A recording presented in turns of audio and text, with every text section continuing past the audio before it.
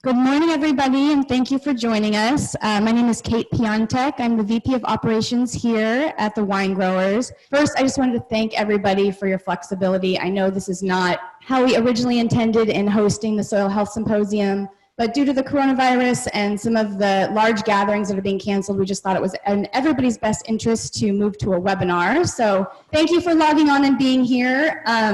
Unfortunately, this may be how we have to carry on meetings for the next couple of months, so this is a good test pilot for us, so please forgive us for any technical difficulties we experience along the way, but I wanted to give you a couple of overview in case any of you have not been on a webinar before. There is a Q&A function. We do still want to make this as interactive as possible. So after each speaker, I will basically be looking through the Q&A section. So please submit any of your questions through that function down at the bottom of your screen. And then once the presenter is done speaking, I'll look through the questions and read them live. And then the presenter can respond in live on camera. So you'll see kind of a hybrid of images and live camera action, and then also the PowerPoint presentation. So back to the reason we're all here. This is the second year that we've partnered with the Sonoma Resource Conservation District. We're super happy to bring you this valuable content. I know for our grape growers, soil health has been like the #1 priority of theirs in terms of education. So really happy to have some amazing speakers and a great lineup for you guys here today. So I'm going to kick it over to Keith Abels. Right here, you're going to see him on camera in a second, and he's going to lead you through the next couple of hours. Thank you. Thank you very much for joining us on this webinar, webcast presentation, and thanks for your flexibility as we changed our format. I know it's been a challenging week for everyone, but I'm glad we can still carry on and have our presentation here, and thank you for joining us. And thank you to the wine growers for providing this opportunity very quickly. So just a couple quick things. Just keep in mind there's a question and answer button on your webinar screen, and you should use that. There'll be times later in the presentation where we will take those question and answers and give the panelists and presenters a chance to answer them. Also, we had a number of handouts on soil health and our soil health program and related to what you'll be hearing today. So we will be providing that later. I'm not sure when we will have that set up, but we do have your email addresses. We'll provide that information, and you can look forward to that. We will also be setting up a webcast or YouTube, or we're not quite sure yet, but it will be available to you, and we'll let you know how you can view this later or share it with other people that might be interested. So I'm from the Resource Conservation District. I'm Keith Abels. I'm the Soil and Water Specialist.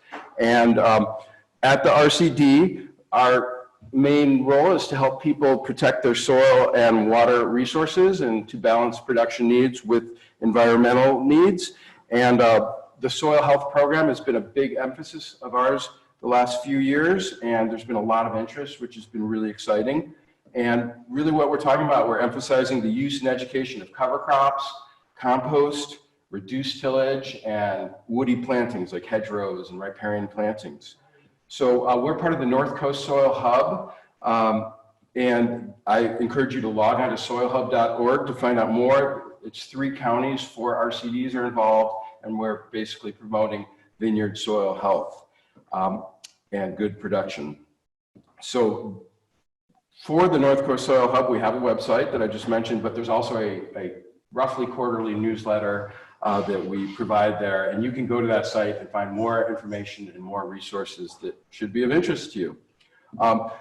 Also part of our soil health work, we have demonstration projects. We're going to hear about one of them today, but we have one at the Sara Lee Vineyard, and we have had a lot of excitement and interest there. We're also starting one up at Quivira Vineyards, and part of what we do is we do quarterly workshops, and our plan is to have one on June 23rd at Jackson Family Wines. That's the Sara Lee Vineyard, and we hope you can join us for that, and we hope that events and field demos are not a problem then.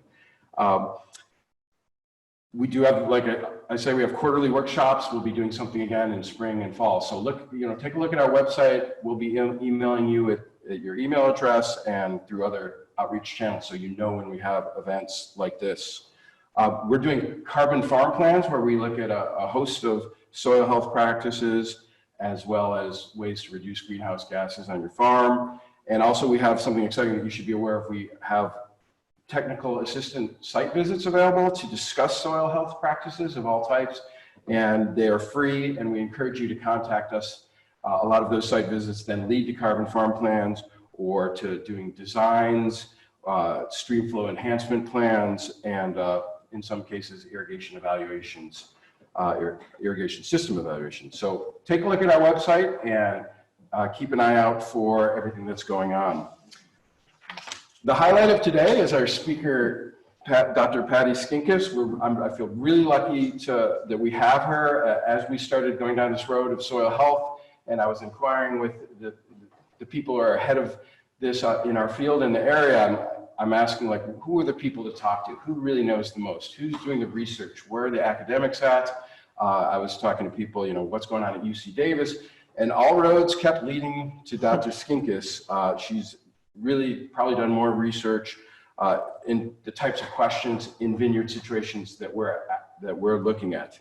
So I'm going to read her official bio now, and then we're going to hear from Dr. Skinkis, and she's going to give her presentation. And when she's done, she'll take question and answer. So take a look at your screen and figure out where that is, and you can submit questions, and then they will be answered towards the end. So Dr. Patty Skinkis is a professor and viticulture extension specialist at Oregon State University. She has a BS in horticulture from the University of Wisconsin River Falls and a PhD in horticulture from Purdue University. Dr. Skinkis joined Oregon State University in 2007, where she leads the statewide viticulture extension program, conducts applied viticulture research, and teaches upper division viticulture courses. Thank you, Dr. Skinkis. All right. Thank you, Keith. That was a very nice and introduction, and it's good to hear that people have learned about some of my work in Oregon. It's very humbling because I feel like, you know, it's a much smaller state with respect to the wine grape growing industry. But I'm happy to be here, to physically even in California, to present this work. I do miss out on interacting with all of you online, but please do ask questions. I really am hoping to have some good interaction online and discussion generated from my presentation.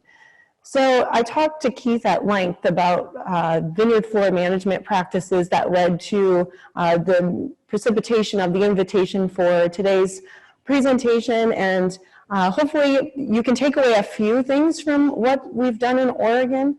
And I recognize that the climate is a bit different than down here, but hopefully it's something that you can walk away with at least one or two key items that may be useful for you. So to start out with, I just want to give you an idea of this size and scope of the wine industry in Oregon. We have just under 36,000 planted acres of wine grapes in the state. We're exclusively a wine grape production state. And we have over 1,100 vineyards. So if you do the math, it's a pretty small vineyard size. Between 20 and 50 acres is our average size vineyard. We do have some larger vineyards, but although we have a very variable sizes of our vineyards, we do have some commonalities across those. Number one production in the state is Pinot Noir. So about 59% of the state's acreage is Pinot Noir. Most of it's dry farmed, and all on rootstock. These are small family farms that usually have to focus on quality, which requires them to do a lot of inputs in their vineyards, and there's a lot of costs involved. The industry is very forward-thinking in terms of sustainability and doing a farmer-friendly and environmental-friendly practices. That really allows us to look at differences in not only how vines are affected, but how the ecosystem is affected in our vineyards. So here's a map of the AVAs across Oregon. The black area you see there is the Willamette Valley. I'm located on main campus in Corvallis, and I do lead the entire viticulture extension program across the state. But the majority of our industry is located within the Willamette Valley. 69% of the total acreage is there, as well as 80% of the Pinot Noir acreage. It is a cool climate, as many of you probably already recognize, but we do have quite a bit of variability in that climate across the state, whether it's from the eastern part or northeastern part to the southern part of Oregon, which is more arid than in the Willamette Valley. But most of my talk today will focus directly on my work in doing applied research studies throughout the Willamette Valley.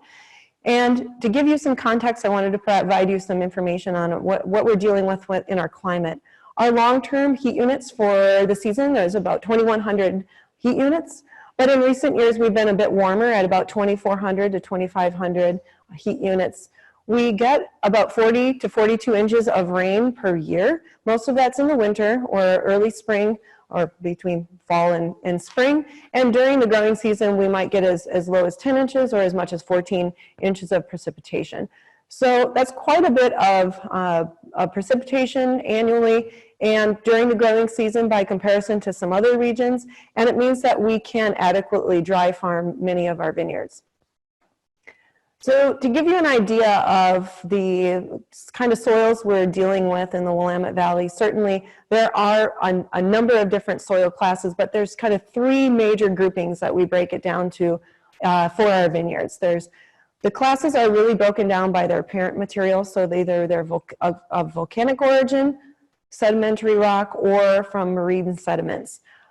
These are oftentimes hillside sites. We have the potential to grow grapes in our valley floor sites. However, most of our emphasis to this point has been mainly on those hillsides or the base of hillsides.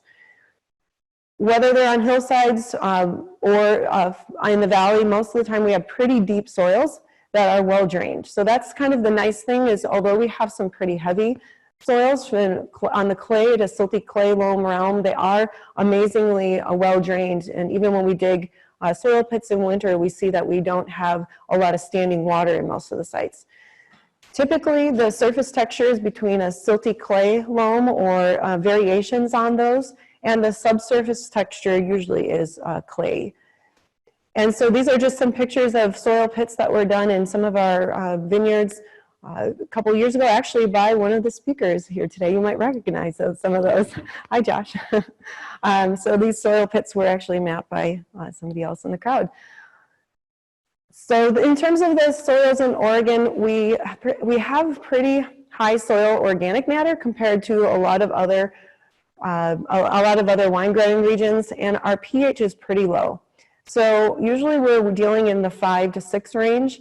And oftentimes we know when we look at a soil, if we're in the 6 range, it's mostly been a limed soil, a site that's been limed. And so there's a lot of inputs in terms of liming on an annual basis, but you were looking usually between 2 and 5% organic matter. Our effective rooting depth can usually be about 1 meter in depth, but usually between 36 and 72 inches, with the mean being about 48 inches. And that effective rooting depth is where we see roots in that top profile. And of course, most of our sites in the Willamette Valley are dry farmed. That doesn't mean we don't irrigate. There's more and more sites going into irrigated, design is being irrigated, and those are irrigated based on the soil type, the soil depth, and usually a selection for certain rootstock, mainly Riparia galore, to allow for irrigation as a tool in management. And that's because some vineyard managers are really trying to be able to control vigor a bit more, whereas it's a really big challenge, and they're trying to pick sites that might be able to be managed in that way.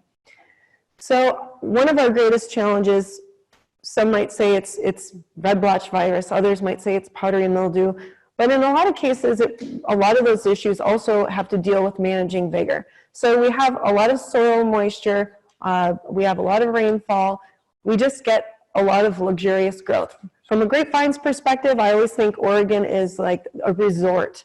It's always luxurious treatment. They never are at want for rain or soil moisture. There's not a lot of water stress. They're pampered. And then as a result of it, they get a little fat. So then we have to do a lot of working on those plants and to maintain them within our VSP canopies. So these pictures are very common. We get a lot of secondary growth or lateral growth, a lot of secondary crop forming on some of our most vigorous sites. And these are both pictures of VSP trained canopies that need between 3 and 5 hedgings throughout a growing season, depending on the site. And without doing that, we get significant shading, which can lead to disease and decreased fruit quality. So in managing that canopy from from a perspective of a Californian grower, a lot of times when I've given these talks, they say, well, why don't they just shut off the water? Well, that would be something that would be fantastic to be able to do, but the water does shut off after about July, but then we're left with all of the residual soil moisture that the vines are using throughout the growing season. So we still have to spend a lot of time. We probably spend more money on canopy management than we do even on disease management. So we do shoot thinning pretty aggressively, shoot positioning, sucker removal multiple times, leaf removal, cluster thinning, which takes about 37% of our annual vineyard management budget. So as a result of that, we've been really trying to figure out ways to use our next best tool, which we don't have irrigation to just shut down growth. So we wanted to look at ways we could use vineyard floor management to do so. So my very first project I started when I was in Oregon in 2007 was actually not my idea. It was actually a grower's idea. They said, the minute I was hired, they said, okay, we want you to work on this project. We want to evaluate whether we need to till between our alleyways or whether we should grow grass or if we should do alternate rows, so doing grass tilled, grass tilled.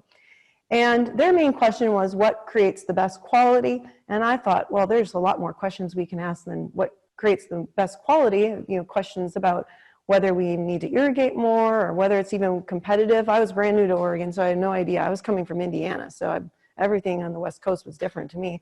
So I came in with fresh eyes, and we had this study initially developed in a different block, but I knew I had to be able to design it appropriately. And luckily, the grower had another block that was very suitable for this trial. And we did 9 years of research on this. Now, I didn't at the outset decide to do 9 years. We actually went through 3 phases of the research. I'm not going to go into the details of those 3 phases, but I'm going to talk about the overarching aspect of this trial, which was that we had compared these very simple vineyard floor management practices over the 9 years. But we went from just looking at the vineyard floor management practices in the first 4 years, then in the second 3 years, we looked at the impacts of overlaying with that crop level to affect vine balance. And the third phase was really looking more physiologically at how those vineyard floor management practices effectively changed vine balance and fruitfulness, and also carbon and nitrogen reserves. So the primary research question, which I'm going to focus on today, was, can vineyard floor management reduce vegetative growth to achieve vine balance and in turn improve wine quality, which is #1 focus of the Oregon industry. They're not going to do something unless they believe that they're going to have improved wine quality. And at that time in 2007, vineyard managers were basically mainly doing 2 things. They were either doing nothing to their vineyard floor other than applying herbicide to the undervine area, or they were tilling everything up because they were concerned about potential water stress. So the hypothesis in the beginning was, well, if we use grass cover between our vine rows, that we will have too much, it'll help regulate vine size, but it's going to lead to soil moisture issues. So we would have to irrigate. So that was the big question then. And there was a wish list of the industry. They said, we want to figure out what we can do, but we don't want to add more water if possible because we're dry farmed. And we don't want to add more nutrients because we know we have a vigor issue. But we want to improve quality and we want to reduce labor. So, everything all in one. So it was a big task to be able to take on this project. So this vineyard we used was in the Dundee Hills AVA, which is a very well-known district for producing wine grapes in Oregon. It was Pinot Noir 115 on 10114 rootstock, which is at the time was the most planted clone of Pinot Noir and one of the most planted rootstocks. So it was a good block to use. It was 15 years old at the start of the study, and it was on moderate spacing. So the 7x5 spacing is pretty typical for Oregon vineyards. And it was on a Jory soil, which is our most common or most prized soil type, which is a silty clay loam. And it was irrigated. You can see even in the picture some irrigation tubing there. However, I say not exactly because at the outset of the study, we had it set up as a split plot, that there was both an irrigated and a dry in the experiment. But as we went through the study, we found out that it really didn't need to be irrigated, #1. But #2, they irrigated so little it wouldn't even register in our soil moisture readings. So we just bulked those, made the split plot a regular plot within the project. So in terms of the experimental design of this project, we went into the project with what the grower already had planted. So they planted perennial red fescue in 2004. So 3 years prior to the start of the study, it was all planted with that in all alleyways. But we went in and started these 3 treatments. We either tilled all alleyways, or we went from tilled grass, which is we called alternate, or we just let the perennial grass grow between the vine rows and just maintained it by mowing. Now, in the spring, we used a PTO-driven rototiller to till up the cover crop that was in the alternate rows or in the tilled areas. During fall, they would put down a cover crop. Usually it was oats or something pretty inexpensive just to keep the soil in place during winter. And then that would be tilled up in spring. There weren't any legumes seeded. It normally was a grain. And then in the alleys, even though this picture looks pretty weedy at this time, they just hadn't gotten in there. That year they've used undervine tillage, but they either use an herbicide application or a combination of herbicide and tillage to maintain the undervine space relatively clean of vegetation. And usually that space was pretty narrow. It was probably only about 15 inches wide that were under the vines, and then the grass was the rest of the space between the vine row. So we maintained, once we installed those treatments, they were maintained for the life of the study. And we were really trying to document a lot of different parameters, mainly trying to see how much we would reduce vine vigor by looking at shoot growth and leaf area. We monitored fruitfulness to see how that might be changed over time, as we know that stressing a vine over time can lead to changes in that, which also can lead to changes in yield. And we looked at cluster metrics over time.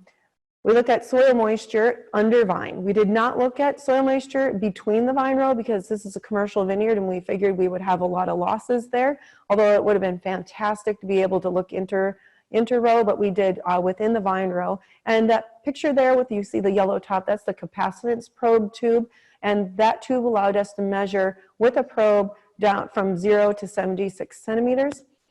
We also monitored vine water status about every 7 to 10 days throughout the growing season, starting at bloom. And then we looked at leaf chlorophyll levels to kind of monitor vine nutrient status along with how the canopies are responding through their chlorophyll development. We looked at bloom and veraison tissue testing. In the early years, we were on a more limited budget, so we looked at fewer nutrients, and most often we were focusing mainly on nitrogen. And then, of course, we looked at fruit and wine composition. So I'm not going to talk a lot about the fruit and wine composition today because I really want to focus on the soil aspects of this project. So the vine growth effects definitely took place in this vineyard. So in the first 4 years of the project, where we only evaluated the 3 main plot, grass, alternate, and tilled, we found a significant reduction in canopy growth without making the vine sickly. We reduced pruning weights by year 2. We decreased shoot length early in the season, which was fantastic because a lot of times when we have so much soil moisture going into the season, we end up with a bit too much growth. And if we get a drier late season, it could really crash. So we were really hoping we could kind of reduce the amount of vigor, but we didn't reduce development or phenology. So we would have the same number of nodes, they just wouldn't be as tall. So that shoot length came a little bit later than when we saw pruning weight reductions. That was about year 3 or 4.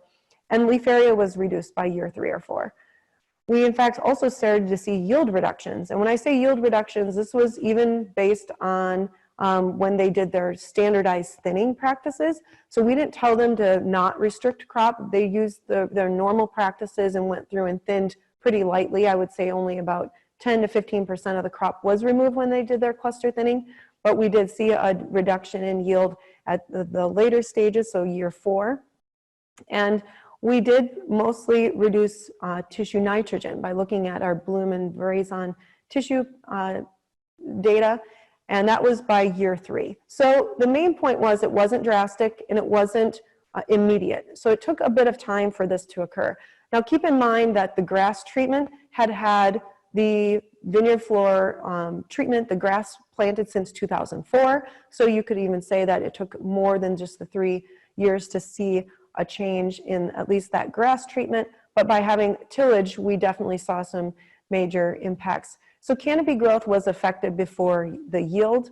So to give you an example of what kind of changes we were seeing, this is the grass treatment in year 3. So it looks still pretty healthy. The difference that we really saw, and it might be a little bit difficult to see in this picture, was looking at just the sunlight infiltration. This is a picture taken at 9 a.m. looking with not only the canopy gaps, but also the light coming through, and looking at the vineyard floor there to see how much light is cast on the vineyard floor from the grass versus the tilled was pretty much a solid bank of leaves. We did control for shoot density. Just in normal vineyard practices, they were shoot thin the same way. Our biggest differences in leaf area were found by leaf size, and also leaf number and number of laterals, with the tilled alleys having many more laterals than our grass vines and larger leaves. In terms of growth, as we got into kind of the second stage of this research, where we looked at both crop level and the main plot of the vineyard floor practices, we did see that continued decline or decrease in vine vigor. And this here is the shoot leaf area at bloom and veraison. So the grass treatment had about 20 to 40% reduction in leaf area compared to tilled. So if you see those the darkest bars there, that's the grass, and the darker gray is the tilled. And alternate is interesting because it often acted more like the tilled, but was a little bit in between both of those treatments. And then at veraison, we had about a 21 to 45% lower leaf area with our grass treatment. And there's a lot of benefits to having a smaller canopy. In this case, it was potentially better for disease management, improving fruit quality, as well as having less requirement of canopy management. So here's a great example. This is in the final year of the study in year 9. If you look closely, you'll see the vineyard floor treatments. There's tilled there in the background and grass in the foreground. And if you look really closely, if you look for where the posts are and the top of the canopy, the blue line there is in the tilled. That's where the hedge box, I would say, is where they've been hedged. The grass hasn't even filled that hedge box. So they're significantly reduced. Even though we measured a lot of their growth within a hedge system, we did have the canopies not growing as vigorously. But you can see they're still healthy looking and green. So we weren't decreasing canopy growth so much that these vines were really terribly weakened. So what led to this decline in growth or tweaking of vine vigor? So looking at the undervine soil moisture, this is the plot of all of the years of data when we took all of the treatments within a year and averaged them. And I did this because most of the time we didn't have very many differences, but 2008 was our driest season, and one of our wettest seasons was 2013. But we can see that our percentage of volumetric soil moisture for a Jory soil was pretty high. Usually between 12 and 18% would be when we would start to be concerned about soil moisture, but we were well above that for most of the growing seasons each year. So we are well above that, about 20 for most of the seasons. In terms of the soil moisture impacts by year, when we looked at each depth and we looked at multiple depths within the soil profile and we looked between our treatments, we very rarely saw any differences, whether it was grass, tilled, or alternate, which is a little surprising to us because we thought at least the cover crop would be sucking out more of that moisture during the early part of the growing season, and we really didn't see many differences. So, for example, in year 1, there wasn't any difference at any date, the first year that we would have put this into action. And we thought we might see more differences in year 1, in part because we were just imposing a new vineyard floor practice on the vineyard, and the roots of the vines themselves would be relatively the same. As we got further in the study, we recognized that the root system of the vine might change a bit in response to the vineyard floor practices, and therefore we might not see differences as these roots explore more of the soil profile. By year 2, we saw the similar case where we had some trends that where the alternate was actually the lowest soil moisture and the grass was the highest, but none of them were statistically significant except for the last date. This was our driest season of the 9-year period, and seeing that we didn't have many differences there was pretty interesting in the undervine space. And only that difference in the one date at the latest part of the growing season. And this situation occurred for almost 9 years of the study, so there's not many differences based on our measurements under vine. The 1 year where we did see quite a difference was in 2011, which is one of our coolest seasons. We also had a lot of soil moisture that year. And we saw differences at the 18-inch soil depth, which was pretty interesting, but not at other depths, or I should say from 0 to 18 inches in the soil profile. And that's where we had certainly the highest amount of soil moisture in the tilled and the lowest amount in the grass, which was didn't seem to have too much of an impact on the vines that year, because we had pretty high soil moisture. If you look at the y-axis, we were above 25% and started out the season at about field capacity of 40 to 45%. Now, I mentioned we did also monitor vine water status, because you can sometimes have plenty of soil moisture, and we weren't really sure what our limitations were on this soil and how the vines might respond, especially sometimes because you can have really big canopies, and depending on the conditions, you can still get plant water stress. So we monitored stem water potential throughout this project, and we focused on stem water potential, so keep that in mind. So the numbers might be a little bit lower than if you're used to looking at leaf water potential. And we did not see any differences based on treatment in any of the dates that we took the data, which was surprising to us. Of course, we were never really in a situation where we had plant water stress, and we didn't anticipate we would be until later season, maybe around ripening or near harvest if it was a dry late season. But we found that we would get close, so the -10 there in stem water potential might be slightly close to maybe a -12 bars. If we were looking at leaf water potential, it's usually a difference of about 2 bars. So we did see that we were increasing water stress as we got later in the season, but it wasn't to a point that we would be concerned about having to irrigate. And this is one of the reasons why during the project we ended up abandoning the split plot design of irrigating on top of our main plot trial. So we weren't affecting soil moisture, we weren't influencing stem water potential, but we still had vine size that was declining, and this mainly can be explained by our nitrogen status. So I showed here the bloom petiole nitrogen, because I figure most people are used to looking at bloom petiole data. And we measured a nitrogen status since 2008. We didn't start in the first year of the study because it's kind of T0, but we continued to monitor this through 2015.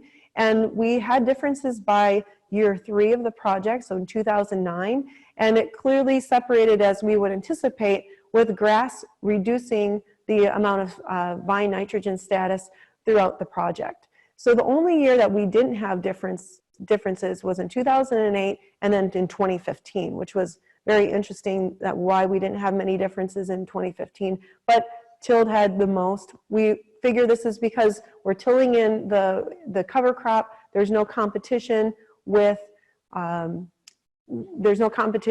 that nitrogen in the soil, and some of those soils can cycle naturally without having a competitive cover crop in there, cycle quite a bit of nitrogen per year.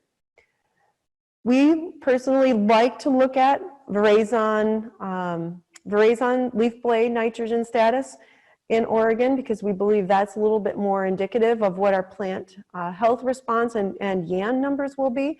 And so we monitored that as well throughout the life of the project, but we didn't start looking at leaf blades until 2009.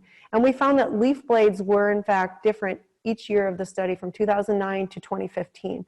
So even though petioles at bloom didn't show a difference in 15, leaf blades at Veraison did. So here's what we had anticipated would happen, is that grass had the lower amount of nitrogen, tilled had the most, and that was what probably was driving our differences in our canopy growth over the years.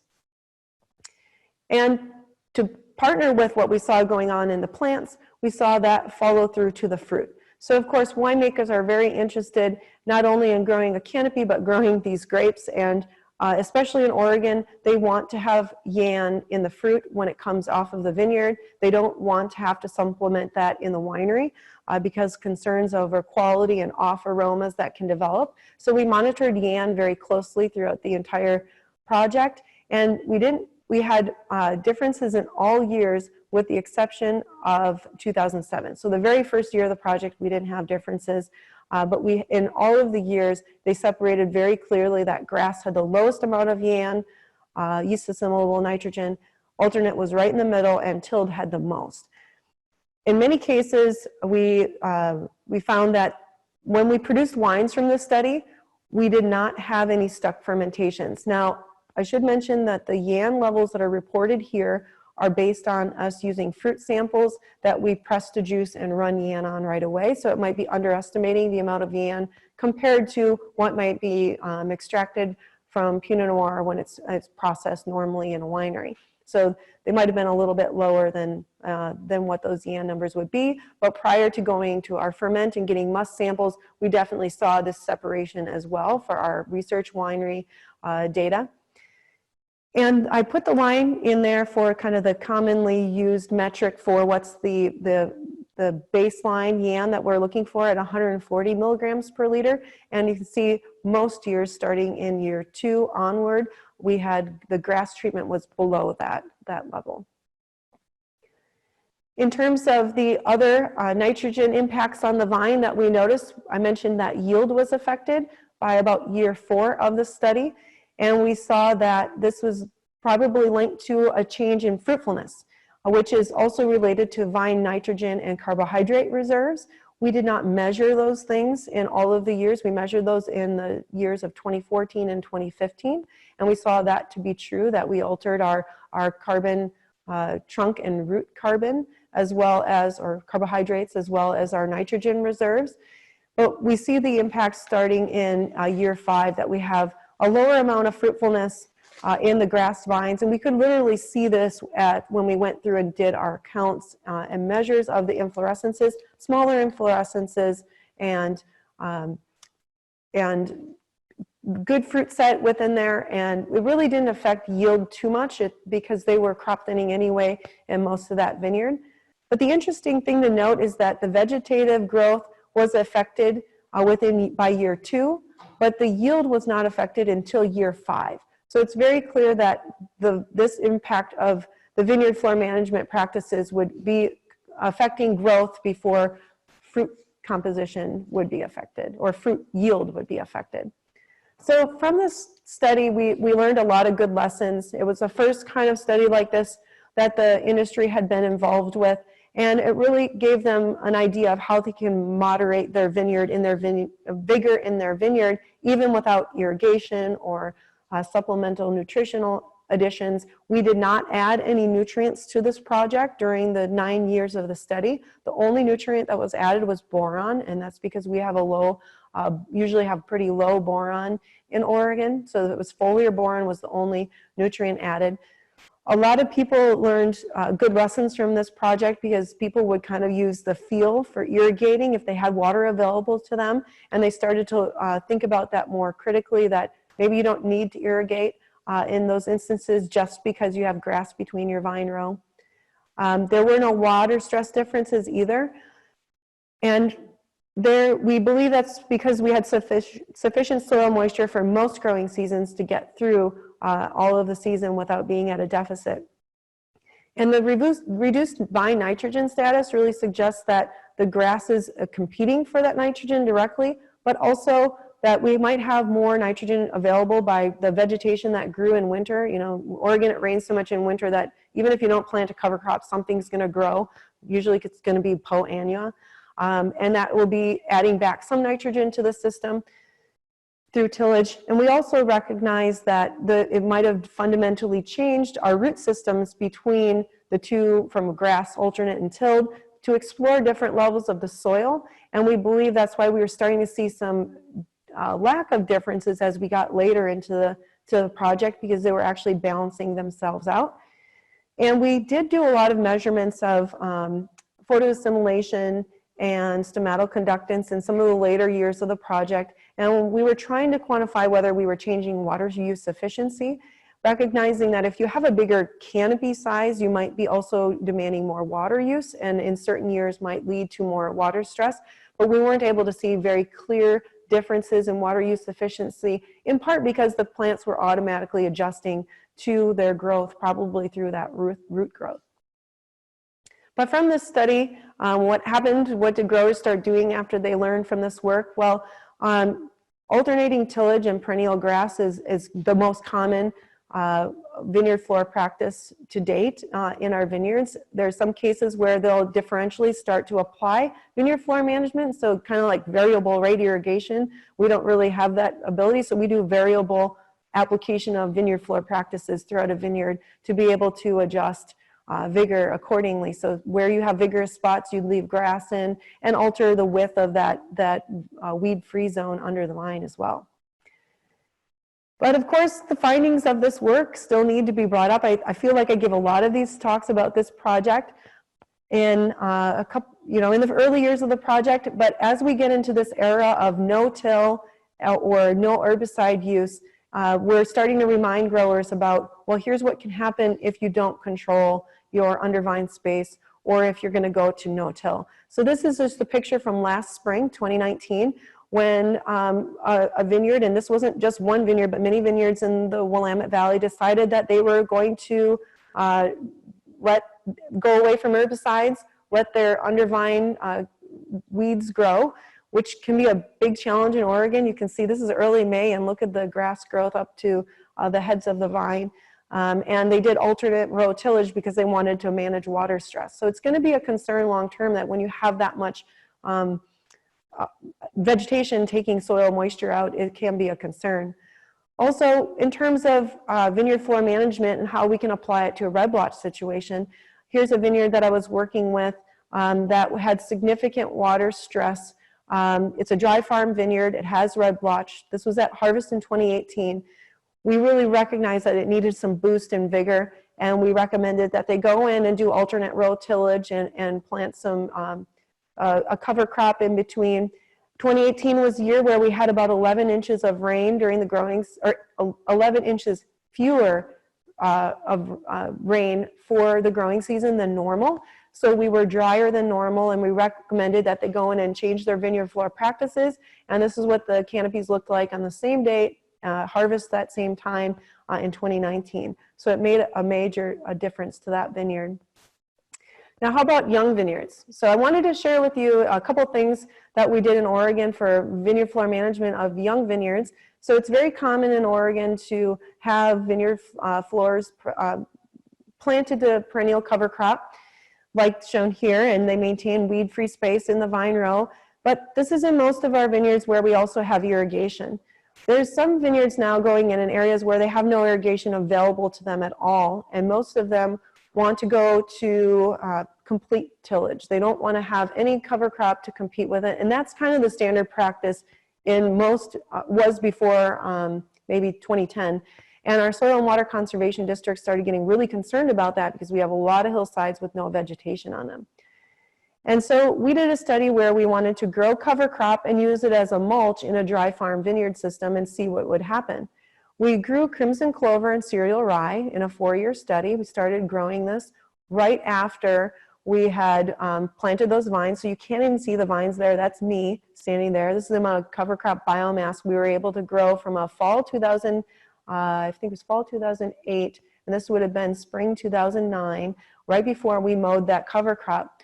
Our goal was that we would mow this cover crop and do a couple things with it. Either we would mow it and till it in as normal, or we would mow it, capture it all, and put it in the vine row as a mulch at rates 1 or 3x, or we would remove that biomass, or we would just have nothing growing. And we compared this in a vineyard that has an amity silt loam. It was a valley floor site, so we knew there was probably plenty of soil moisture capacity throughout the growing season. And we looked at a lot of different things in this vineyard. And the goal was to see if we could reduce weed competition, so we wouldn't have to use a significant amount of herbicides.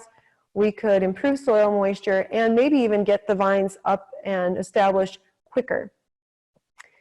In this vine study, we planted little vines that we could destructively harvest to see how we could affect biomass. So the plant right here is one of them that we interplanted. So we didn't want to destructively harvest the vineyard manager's vines. This was in a commercial vineyard. We took those out and we looked at how these different practices affected growth. And so in the first year, the Mulch 3 had increased overall total vine biomass. This is leaves, stems, and roots. And the same happened in 2010 when we measured these as well. So years 1 and 2 after we applied these treatments, and we did these treatments each spring. And so with the mulch in 2010, we improved total vine biomass compared to all of the other treatments. By year, this is year 3 in the spring, what the vines look like. We're starting to train them up. And this is summer, you have year 3, so we have pretty full canopies. And we found that we were effectively able to decrease weed growth by using the mulch. We decreased soil compaction, which allowed the roots to explore the soil. And we increased vine biomass, including fruitfulness. So here's just a plot of our data from the 3rd year of the project, where we have the mulch treatments there in the kind of aqua color and the reddish orange, and those basically separated for most of the growing season that we had more shoot growth in those canopies. And these leaves were much more green and had actually higher nitrogen status in both Mulch 1 and Mulch 3. And in terms of soil moisture conservation, we believe that was probably the #1 way that we were getting more growth, was by having more soil moisture there. So this is throughout the entire growing season of 2011, where we had more soil moisture retention in the mulched treatments compared to all of the other treatments. So in terms of the cover crop biomass, because it did have some legume, we assumed it would help boost some nitrogen, but we do believe it was really our preservation of soil moisture and control of weeds that helped us the most. And this is an option for dry farm sites. In fact, some biodynamic and organic vineyards went to trying this out, but we do recommend caution because using that level of mulch was a little concerning for rodents, namely voles. But the biomass didn't stick around terribly long. It usually disintegrated by at least the end of the growing season. So the take-home message, hopefully for today, is that finding the right balance between the type of vegetation and tillage that you use should really be a requirement of looking at what your conditions are. You know, this is a story from Oregon. This will vary based on soil type, your irrigation availability, and your production goals. And there's really no one-size-fits-all method. So I think maybe we have a few minutes for questions. So we do, yeah. So the first one asks for you to restate what cover crop mix was planted in the tilled portion of the study.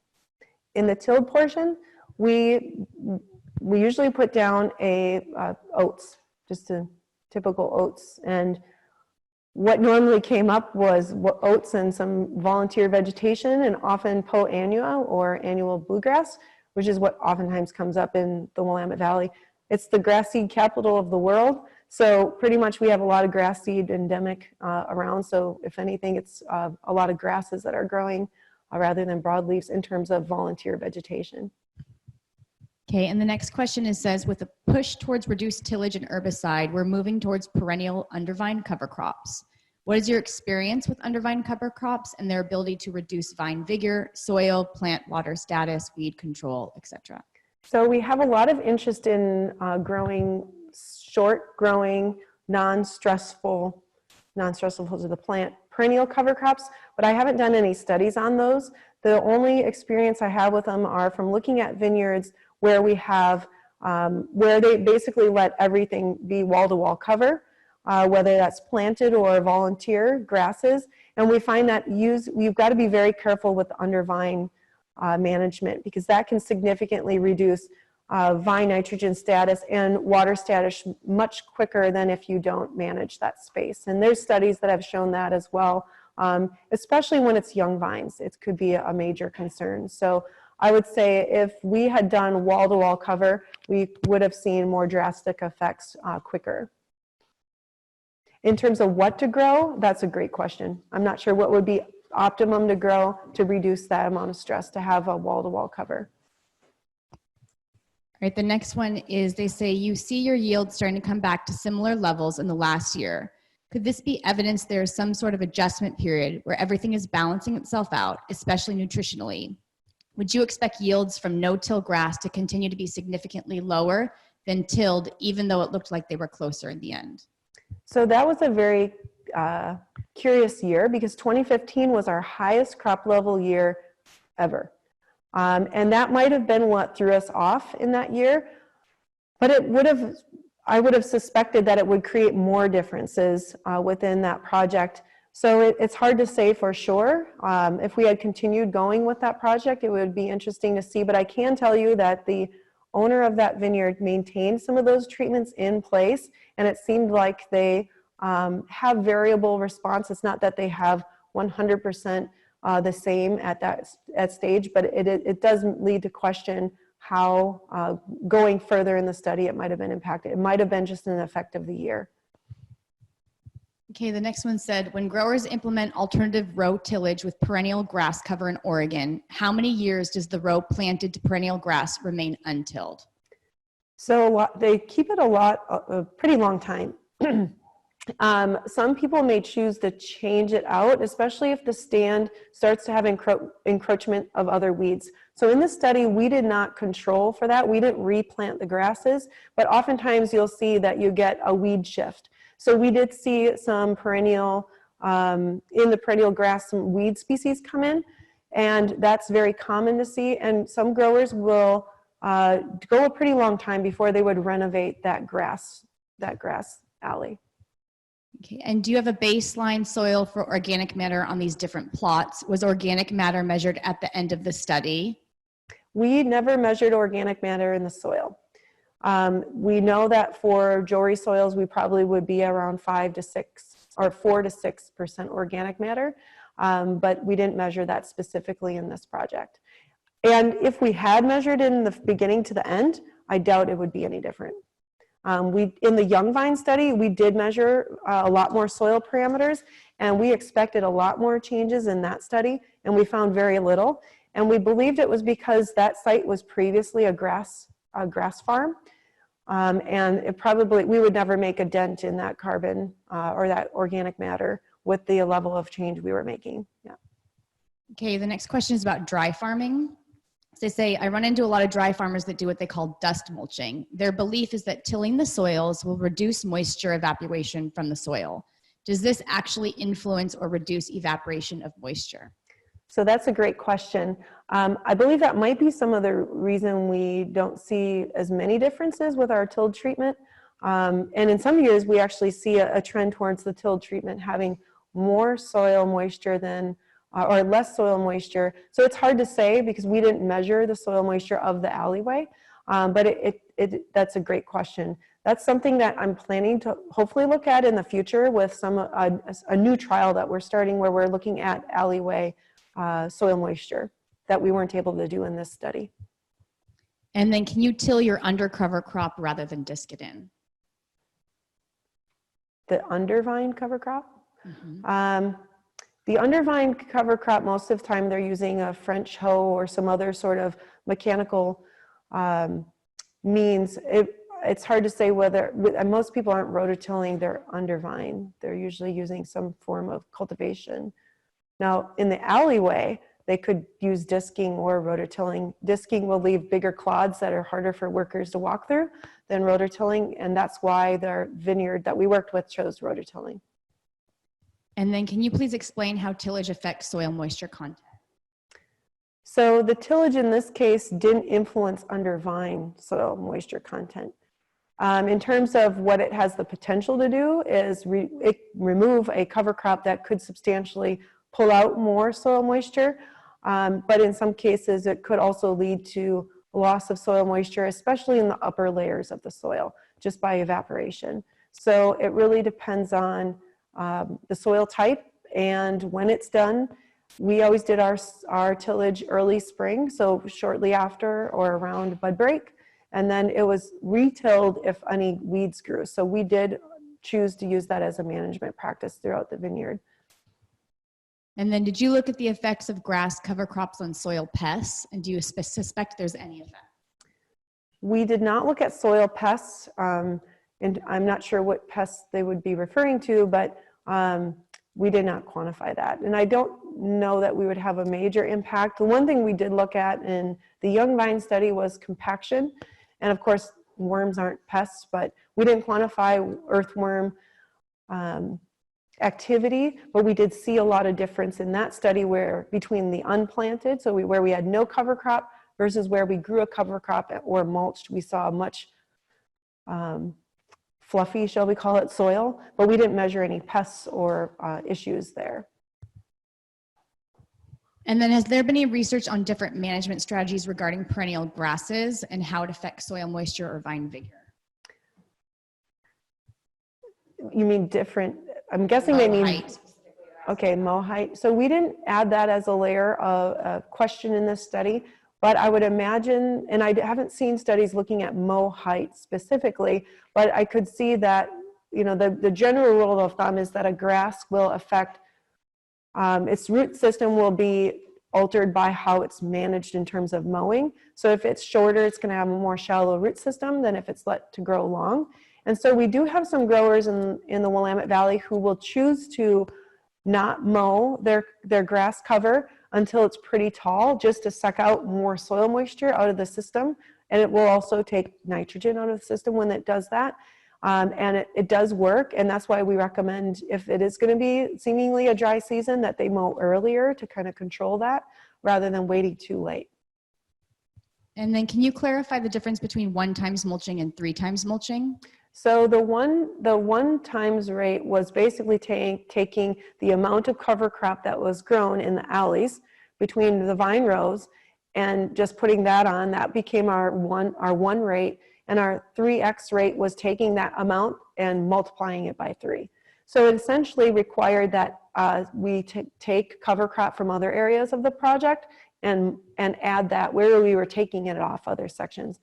We would weigh it out and actually put it back out based on what we had calculated from a single alley. Okay, and then this question is about carbon footprint. So they said that they've heard your carbon footprint is larger when planting a cover crop, and do you know whether or not that's true?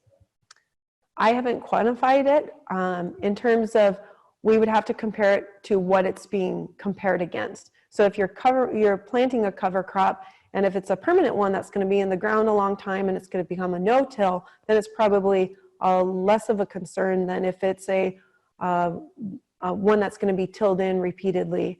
So I think it depends on what type of cover crop it is, and certainly the carbon footprint is a big question, especially when it comes to comparing to herbicide use and those sorts of things. So that we didn't quantify in this project. It'd be difficult to do so. Okay, and then the last question is for you around the future of your research and similar projects. The future of this research is certainly with the shift towards a no-till and no herbicide use. I can see doing reinstating some of this work and addressing some questions about some of these things, like when to mow, when to till. We're starting the first phase of that by first classifying the soil moisture of our 3 main classes in the Willamette Valley. We just started that this year by putting soil moisture probes in the field in a descriptive study to look at these 3 soil types. To try to understand what the soil moisture dynamics are and the plant growth patterns over the next 3 seasons. And we hope to overlay that with different vineyard floor practices. So that's where the future of that project is going. Yeah. Great. Well, thank you, Patty. Right, thank you. One of the exciting things about getting Patty down here is her work really dovetails nicely with the field demonstration trial we've been doing here. We've been working at a vineyard in Kenwood at the McLeod family vineyards for the past 3 years, and we've been doing both soil health examination and soil moisture, and we're asking a lot of the same questions that Patty has, which is part of how I found Patty. And so I'm going to take you through what we have done, and so I'm going to take about 5-10 minutes to intro what the project is, and then we're going to hear from Dr. Josh Beniston, who is the soil scientist we've been working with, and we'll hear about the results he's found from our soil sampling we did at the beginning and end of the trial. And then we're going to hear from Dr. Mark Greenspan, who has worked with us to analyze the soil moisture data that we have from the trial. And then after that, they'll both speak for about 10 minutes each, and then we'll have a question and answer period of 5 to 10 minutes after that. So feel free to keep shooting your questions at us. Those were great questions, and Kate will take those. So that's what we'll do the last 10 minutes. So what was the purpose of our field trial? We wanted to investigate the 3 primary vineyard tractor row tillage management systems that we see here. I go out to a lot of different vineyards. There's a fair amount of full till. I think the most common has become alternate row till, and there's a number of people interested in no-till, and you're seeing more and more of that. Certainly, I think that's been more common in hillside systems, but we're starting to see that more in general. And so we had some questions that were coming up. I was doing my irrigation evaluations, working on land smart plans, and people were talking about how they managed it, and there was a lot of interest and passion about their particular management style. So there were people who are, say, you got to till because otherwise you're going to lose the moisture, competition for both water and nutrients. And then there was equal passion for people who weren't tilling, that were saying you can't till because then you lose organic matter, and organic matter holds water, and that's a problem. So I wanted to start, I and others who were talking about this, both viticulturists and other folks in the field, we wanted to really start to drill into what is the answer there, and get away from anecdotal sort of experience, but more like, what does the data tell us? And so a primary question, really was, which of those systems retains more water in the soil, and which has the potential to conserve the most water? And also then, which has the greatest soil health impact? So we got a grant from NRCS that allowed us to explore this, and then we got going. We started in 2016, but I will first say that, the question of water in the soil is that these things that are out there in studies, have told us that, organic matter holds roughly 18 to 20 times its weight in water, and that for every 1% increase in organic matter, we see an additional acre inch of water. So an acre inch is 1 inch covering a whole acre. And so an acre inch of water is also 27,154. So I've seen different literature. You see anywhere from 20,000 gallons per acre to 1 acre inch being 27,154. And it will obviously vary in different conditions, different soils. So we designed the project. We found a grower, John McLeod, whose family's ranch is in Kenwood, and they've had vines probably since the early 70s, I'm guessing. He was very interested in this question, as well as us, and he wanted to explore these questions, and we'd already been in touch with Dr. Josh Beniston, who we'll hear from in a minute, and Josh, had a big interest in this too, and said, yeah, let's look at this. So we went out to the ranch. We identified a place on the ranch that was suitable for this type of study. It is in Kenwood, and that's the Mayacamas, where soils can be quite variable, and you get the volcanic soils. But we did find a portion of the ranch that was pretty uniform and looked good. So we decided to move, we moved ahead, we got the grant funding, and then Dr. Beniston designed the field study. And this is, that's a picture there of when we were laying out the plots. So what we did is we created 100-foot-long plots. To have the uniform soil, we had to stay within a given area. So we created 100-foot-long plots, then a 10-foot break, and then another 100-foot plot, and then there'd be another 100-foot section. So we created 3 repetitions to make it scientifically hold up. We needed 3 repetitions of the 3 different tillage management systems. So those are no-till, full-till, and alternate row-till. Here's a site layout map from above that you can see. So 3 different colors. Each color is one of those tillage management spots. So you can see it's all pretty tight.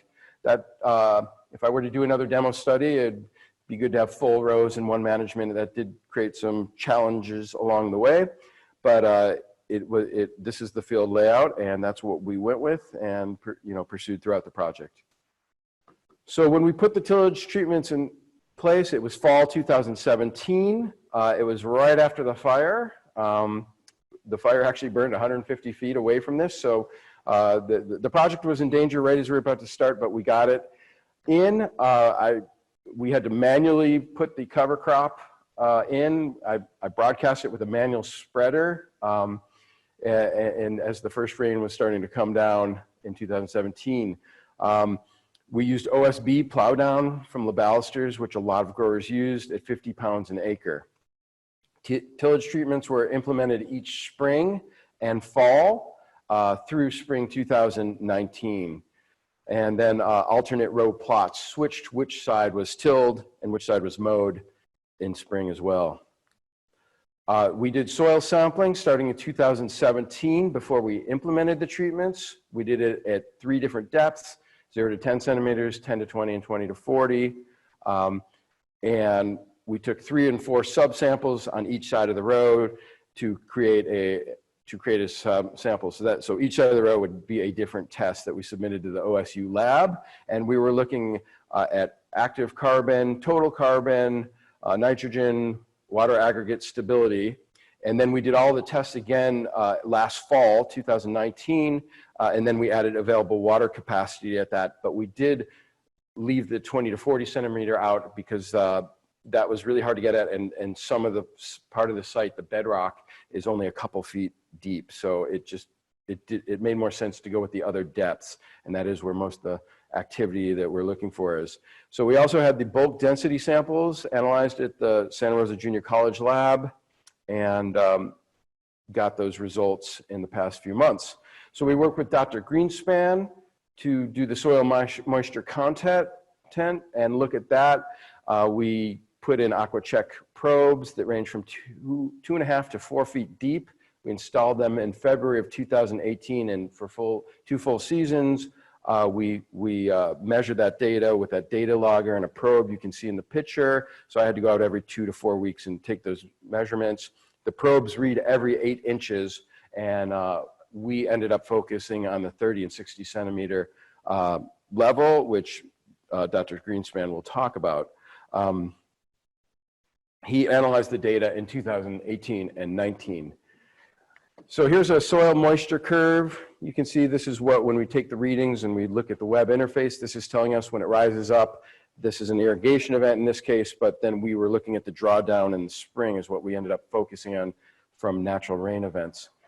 So we shared the information with everyone. We had a big workshop in June out in the field, and we will be doing a June workshop at Jackson Family Winery, Sara Lee Vineyard, where we'll be talking about this and the results from there. And we will continue to share these results as we have opportunities to do so. Here is a few nice pictures of the vineyard. And with that, I'm going to let the scientists on the project talk about what they see from the results. And here's my information if you want to get in touch with me.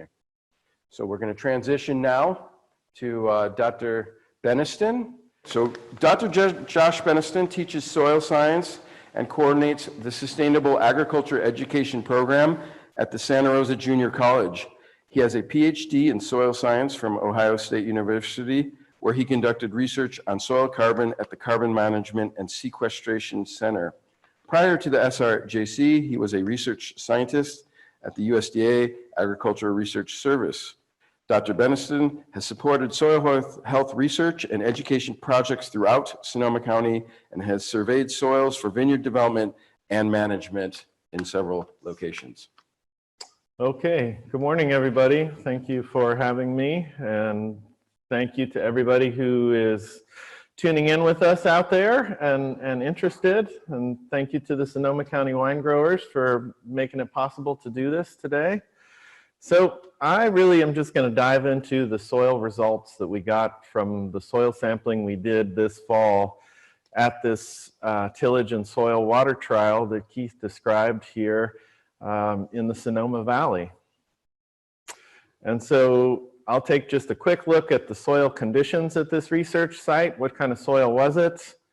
I'll go over the soil sampling briefly that Keith described as well. And then we'll get into some results. We will take a look at some numbers. So my talk will be fairly quick and very heavy on numbers, but we'll take a look. So this as Keith mentioned, we were up on the mountainside here in this vineyard for the trial, but we were able to find a nice little bench area of head-trained vines, and it was a uniform spot for the farm that was this Laniger soil series, which is fairly common in the North Bay. It was a very rocky or very gravelly soil, according to the NRCS standards. Lots of rocks, large and small, at the site. But it was a very nice soil. It had a loam texture class, and it had right around 4% organic matter or 2% carbon throughout. So a very nice soil really for any kind of farming if you can deal with the rocks. And so Keith described this, so I'll just say briefly that we collected samples both in the spring of 2017 and then just at the tail end of this past fall in November and December. And the data that I'll show are from these top two depths, 0 to 10 centimeters or 10 to 20 centimeters. And you know, the plots, the research plots with the tillage were on both sides of a single row of vines. And so we collected soil out of both of those sides, and we mixed it together. For any of these plots, we were collecting soil from you know multiple soil samples and mixing them together. And so jumping into the results, the big one that stands out for this data set, and the one of the things that we're probably most interested in, and growers may be most interested in, is the carbon or the organic matter. And so this was the most statistically separated data that we collected from the soil properties at the site. And so on the graph here, I have one bar for the fully no-till treatment and one bar for the treatment that got tilled on both sides. And it was basically two full growing seasons of management. And so 2 full growing seasons of management ended up with about a 13% reduction in carbon in the soils that were getting full tillage. And if I add in the third treatment, the alternate row treatment, that one, the measurement tended to be much closer to the plots that we were not tilling. So the real difference in this carbon data was the plots that were getting tilled on both sides for both years. They showed actually a measurable decline in these data. So that is significant and does speak toward the other two management practices of not tilling or doing it alternate years as being better for preserving organic matter in our climate. And so, and I would say in this study, I don't recall if Keith mentioned it, the alternate row treatment was flipped each year. So one year it got tilled and 1 year it didn't. And we collected soil and mixed it from both of those. Looking at the carbon data from both depths, there was no difference really between the treatments at the lower depth. All of the action was there in the top 10 centimeters. And when we actually went out and looked at the soil right after they had been disking, which was the primary tillage, the disc was going about 4 inches in the soil. So the top 10 centimeters was really where the disturbance in the tillage was happening. Some other soil results. We looked at this water stable aggregate measurement where aggregates from the soil are separated out and put under a device in the lab that you see on the screen that's basically creating droplets that are the size and shape and carry the physical impact of raindrops. So that's a rainfall simulator raining down on soil samples. And the idea here is to see if the structure of the soil is resilient and resistant to rainfall and holds up. And this is considered widely accepted as a valuable measure of soil health. And so again, we didn't, the numbers here again show a reduction, that with the full tillage we could measure a reduction in the water stable aggregates in the top 10 centimeters of these plots compared with the no-till treatment. And very similarly to the previous data, the carbon data, we find that the alternate row treatment is very similar to the no-till treatment. So alternating rows was again preserving the structure of the soil in these treatments. And now it looks like I'm into Mark's slides. So the other data that I was going to present were to show that we took also some measurements on something called active carbon, which is being promoted a lot as a soil health indicator, an early indicator of change. And in this data set, that didn't show, we didn't see any difference between these treatments with that active carbon measurement. It wasn't effective at showing differences in these data. We also spent a lot of time measuring the bulk density of the soil, which tells us the pore space and tells us the degree or not degree of compaction at the site. All of these treatments had very nice bulk density and porosity measurements, and there was no difference among the treatments for the bulk density. And so what I had in here to wrap up with these data were that the big results were that we found, these reductions in aggregation, which is like I think a 25% reduction in water stable aggregates after 2 years of tilling every year, and a 13% reduction in the carbon. And so that begins to add up if you're doing that. We just did this for 2 full growing seasons, and so we don't know how far out into the future that trend would continue, but it is a significant drop for just a couple of years. Some challenges that we found in these data sets were that we only had 3 plots, which there's a balance between getting better data with more plots or just the practicality of managing it. I don't know that we could have managed many more plots in the field. We're learning quickly that on-farm tillage experiments are cumbersome and challenging to manage. Other treatments maybe not so much, but tillage very tricky. And I was surprised that we were able to see the change that we did after just 2 growing seasons. That's a short time in the world of the soil for things to change. And then lastly, I'd just conclude that an interesting result here is that managing the soil such that it's getting tilled 1 year and then not tilled the next year and is being left in vegetative cover the next year, these data seem to show that is really preserving soil health as well as not tilling. So that seems to be a very effective strategy for soil conservation as far as these data are concerned. And with that, I'll wrap up for now and turn it over to Dr. Greenspan. We do have one question for you. Sure. In a warmer climate, would you expect more carbon losses associated with the tillage?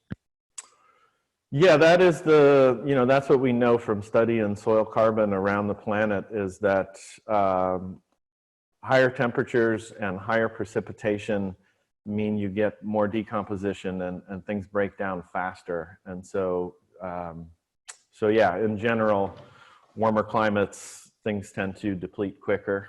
We're going to hear now from Dr. Mark Greenspan. He is a viticulturist who founded Advanced Viticulture 15 years ago. It's a growing business based in Windsor. This company delivers multifaceted vineyard consulting with an emphasis on water and nutrient management, provides vineyard technologies and automation, and is a full-service vineyard management and development company for high-end operations. Dr. Greenspan has a MS in viticulture and a PhD in agricultural engineering, both from UC Davis. Thank you, Mark. Thanks, Keith. Good morning, everybody. I'm happy to be here talking to this camera. I'd rather talk to an audience, but this is going to work fine for now. So yeah, I was involved with this at the beginning, and I was involved with this at the end, but not a whole lot in the middle. But my analysis is pretty much a post facto kind of thing. It's going to try to go through this really quickly because I have like way too many slides here to show you. in my time. It's already been introduced. We used these AquaCheck probes. They were installed under the vines, in the vine row, like Patty had in her trial. Each of these probes has 6 sensors, but we only looked at 2 depths. The reason being is, as Keith mentioned, these soils varied in depth quite a bit. And so we had to try to normalize it as much as possible across the field. And we chose two particular depths to study. And those 2 depths, again, were 30 centimeters and 60 centimeters, about 1 foot and 2 feet. Nice and convenient there. And the fact is, we found different effects at both those depths.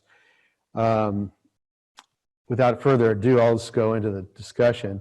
I wanted to show this. This is just a snapshot of some raw data from a water soil moisture probe. It's actually not from this trial. I just put this in here as a screenshot from that I had. But it's the same type of data we're looking at. This is an AquaCheck probe. It's reporting continuously, roughly every half hour. I think it's exactly every half hour at 6 depths here. And you see 6 depths, each one's a different color. Anywhere, this particular probe is a 40-inch probe that we're looking at. Not important, but I want to just show you what we're looking at and analyzing. The scale on the y-axis is relative water content. It's not volumetric, it's not calibrated, which is fine. It's how I normally use them. We did a little bit of manipulation to the data only to make them normalized across the different plots. So what I wanted to do is not change the scaling of them, but shift the data so they were started at the same moisture content, relative water content. That's all we did as far as the manipulation of the data. And what I did, we had 9 plots with 3 reps of each treatment. I simply took the average of each of those treatments at actually we looked at mostly every day, an average of every day. So this was on a much finer time scale than every day. But to analyze this and to look at really the broader picture, we only looked at daily averages. Next slide is just an example. It's not just an example, it's actually a summation or summary of all of these treatments in 2018. So 2018 and 2019 were quite different, especially for what happened in May. In this particular case, we're looking right now from, I don't know if you can see my cursor on your screen. We're looking at mid-April through about the 20th of May. At which time where there was an irrigation. That was something the grower did, not necessarily something we called for, but it was there nonetheless. And so we had to look at this in that context. So we're looking at essentially at 2 different drying periods, from April through mid-May, and then again after this was irrigated, and then through mid-June. And these are the 3 treatments we're looking at. I tried to keep the color codings similar, well, exactly the same. So the orange treatment is the full till treatment, the gray one is the no-till treatment, and the blue one is the alternate row till treatment. I also noted here when the treatments were imposed and where practices were imposed. So these treatments were tilled at this date. It's not really pointing at any one of the treatments, but kind of late April, these treatments were imposed. And then they were mowed for the second time, because the first time it was before this chart, middle of May. Now, I just found out recently when these treatments were imposed, because that makes a little bit of a difference on my analysis. I'm going to have to do some reanalysis of this data, because effectively they should be analyzed from this point forward instead of back here. I analyzed from back here through here. But since the treatments were imposed here, it's going to make a little bit of a difference on my analysis. So let's put a little bit more weight on this one, because this second drying period here is when all the treatments had been imposed. They had been mowed. Everything was kind of dressed up. So I'll put a little bit more weight on that side of, or that time period than I will the first. Now, this is the 30 centimeter depth, or 1 foot depth. I'm going to show you the 60 centimeter depth also, but first I'm going to show you 2019. And 2019 was a little different. This is, again, the 1 foot depth, 30 centimeters. And this is when the treatments were imposed. They were mowed here and they were tilled here, late April. And then they dried down. And then we had that horrible rainfall, middle towards the second or third week in May. And it was substantial, as you all know. Rained about 4 inches or so. Okay, and so we also had a nice dry down period. I like to look at this one better than 2018 because the first one was an irrigation, and the irrigation was done under the vines, but when it rained, it was covering everything. So I like this, actually like the 2019 data set better just because the weather was more friendly. I don't want to look at too much of these wiggles. There are some wiggles you can kind of look at after they were mowed and tilled, but and I don't have time to discuss it all. I also plotted ET, a relative reference ET here at the bottom, just to see what might have also influenced the water uptake. But just so you know, and just so you look at these, this is relative water content on the x-axis, so more wet, drier, and times on the x-axis. I should have said that already. But in case you didn't know, this is relative water content. So as time goes by, the soil dries out, which is what we expect. This is again 2018 at the 1 foot depth. Not going to go into it because I don't have enough time to go into it. Eventually this will show up in print, so you'll be able to look at it. And this is the 60 centimeter depth in 2019. What I wanted to do though is analyze this from a little more quantitative standpoint than just looking at charts.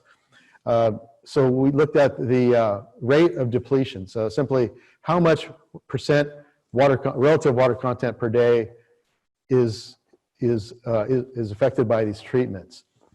And so we looked at this period here, and we looked at this period here. You see how it kind of flattens out later into July? I didn't look at that. I only looked through about mid-June. So really when the initial depletion occurred, and then as they flattened out, that means the water content is going down substantially, and the vines aren't taking as much water at those levels. I don't know if you can see, these are kind of small on my screen anyway, but these are just some bar charts of relative water content per day depletion rates. So the higher the bigger the bar, the faster they are depleted. And over here we have the 1 foot depth, and down here we have the 2 foot depth. And so over here, we also have the early period before the irrigation and the late period after the irrigation. Again, I like to focus on this one because I think it was more truly analyzed. We do see a difference, and this doesn't make a lot of sense. The alternate row tillage actually had a lower depletion rate than the other two treatments, the no-till and the full-till, both have about a similar rate. And in the 1 foot depth, they're much similar, with the no-till being a bit higher in water rate depletion than the other two treatments. 2019 is the year I like better as far as the analysis goes because of the rainfall event that we had. And again, you see something completely different. So that is frustrating for analysis, but it is what it is, and we have to look at it. But if we focus on the late season, you see that, or not the late season, but the post-rain period, you see that the no-till treatment at the 1 foot depth had a lower rate of depletion than the other two treatments. But at the 2 foot depth, at the 2 foot depth, it actually had a higher rate of depletion than the other two treatments. I thought that was pretty interesting. Now, I want to quantify a little bit more. This is a chart of the rate of depletion. It's really essentially those bar charts shown in tabular format. And where I put the green highlighting, it's essentially to show the treatments or treatments during the periods that had the lower depletion rates.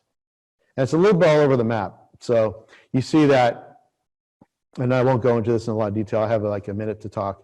The no-till treatment in 2019 had a lower rate of water depletion at the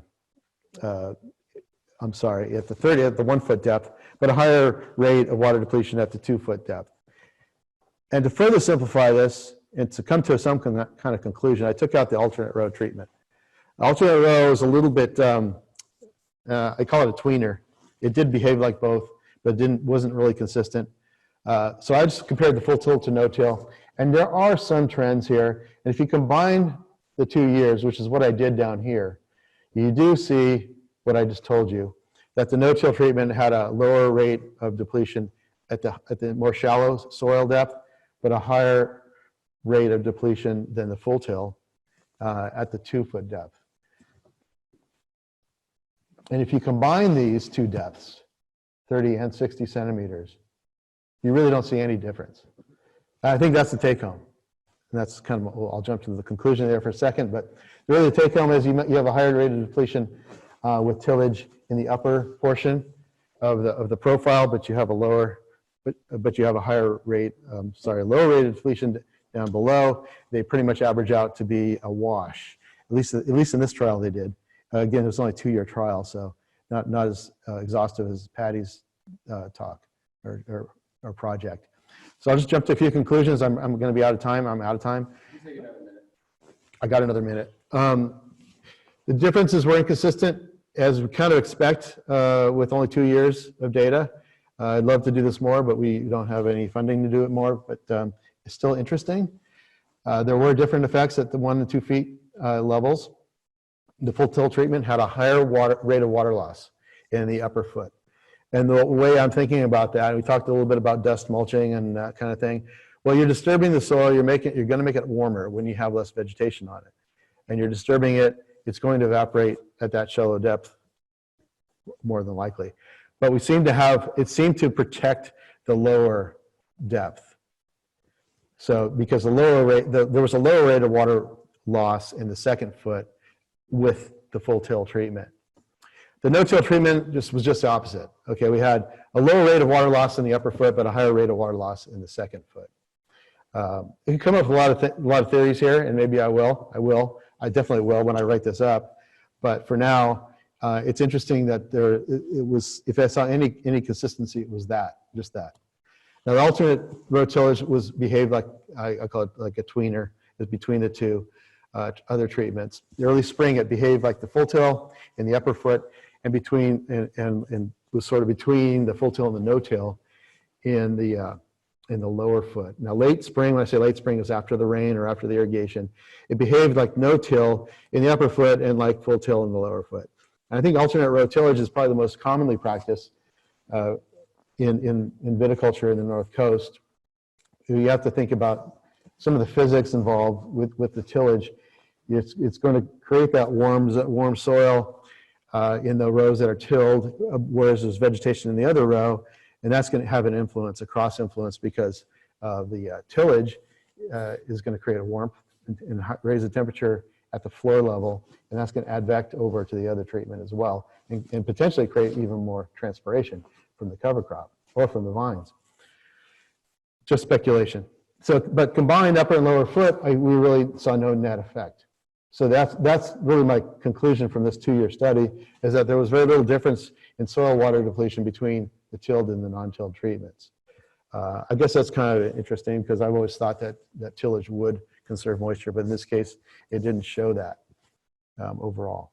And that's all I had. Thanks a lot. We've got a couple questions for you. Was there a tool station on site? No, Thule? No. Thule, yeah. No. Okay. There had been the first year, but not the second. And then they want to know whether the deeper soil moisture rate of depletion related to the soil giving up some moisture to feed the vines. The deeper soil moisture depletion? Mm-hmm. Yeah, definitely. I mean, definitely, probably, since we have to speculate here. And our treatments were imposed in the middles, and we're measuring under the vine. We're not exactly measuring the direct effect of the cover crop roots. We're measuring the indirect effect. And so there's all kinds of ways we could look at it. But tillage, we saw the bigger effect in the shallow upper foot. And there's some roots in the upper foot, but I think most of the vine roots tend to be in the second foot. That's probably the highest density of roots in the second foot. So when we tilled, we did see that greater loss of water in the upper foot. Some of that could have been from vine uptake, but a lot of it could have been from directly evaporation from the surface. Hard to tell without really doing measurements in the vine row and the middle to know the difference. And then the final questions around the duration of the study. So what would be your preferred length of time to really draw conclusions from it? As much as possible. I'd say 5 years would be a really nice period of time. Patty's study was many, many years, and that's really ideal. The more the better. I'd say 5 years would be ideal. Would be a nice compromise, but it's not very practical. For most of these studies, you just can't go that long. All right. Well, thank you, Mark. Thanks a lot. Hello, folks. We are fortunate that we're going to get to hear from Renata Brillinger about the latest in incentives and policy that relates to soil health in our area. Renata Brillinger is the co-founder and executive director of the California Climate and Agricultural Network, which is known as CalCAN. CalCAN is a statewide coalition that advances state and federal policy to bring farmer and rancher voices into the climate policy arena, advocating for research, incentives, and technical assistance for growers to implement practices with climate benefits. Thank you, Renata. Thanks, Keith. Just saved me my introduction about what CalCAN is. Appreciate that. We can get right into the details of the policy world, which hopefully relate to some of what you're hearing in this webinar, because what's happening in California is a number of incentives programs have started up in the last few years that that provide grants for farmers of all kinds and all scales and for various practices that have climate benefits. So that's, the state has come to call that approach climate smart agriculture. So that's what I'm going to cover in just a few minutes, and happy to answer questions now or later.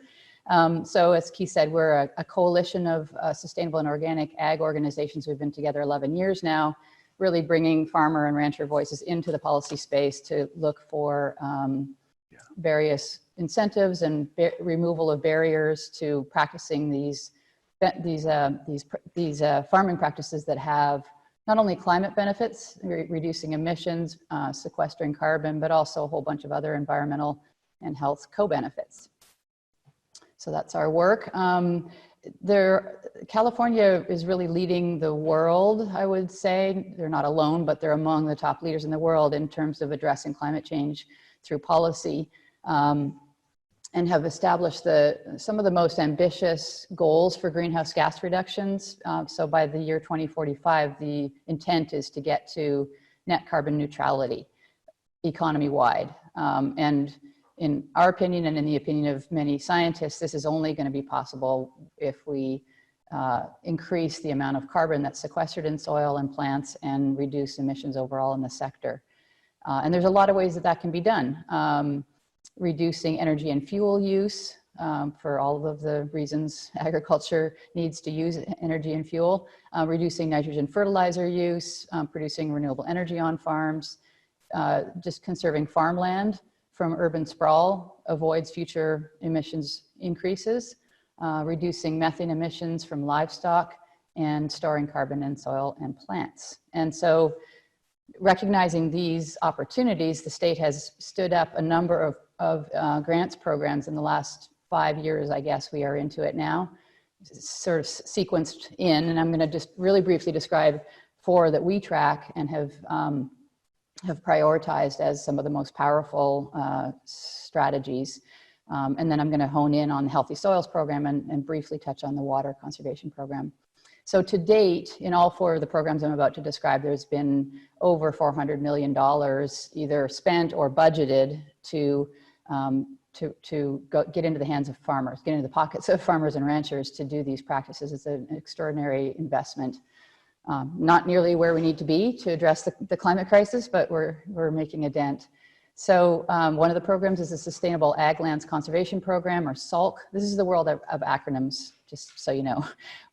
We're in government land here. So SALC is a grants program that funds permanent protection of farmland and rangeland, so as to prevent urban sprawl and urban development, intensified development.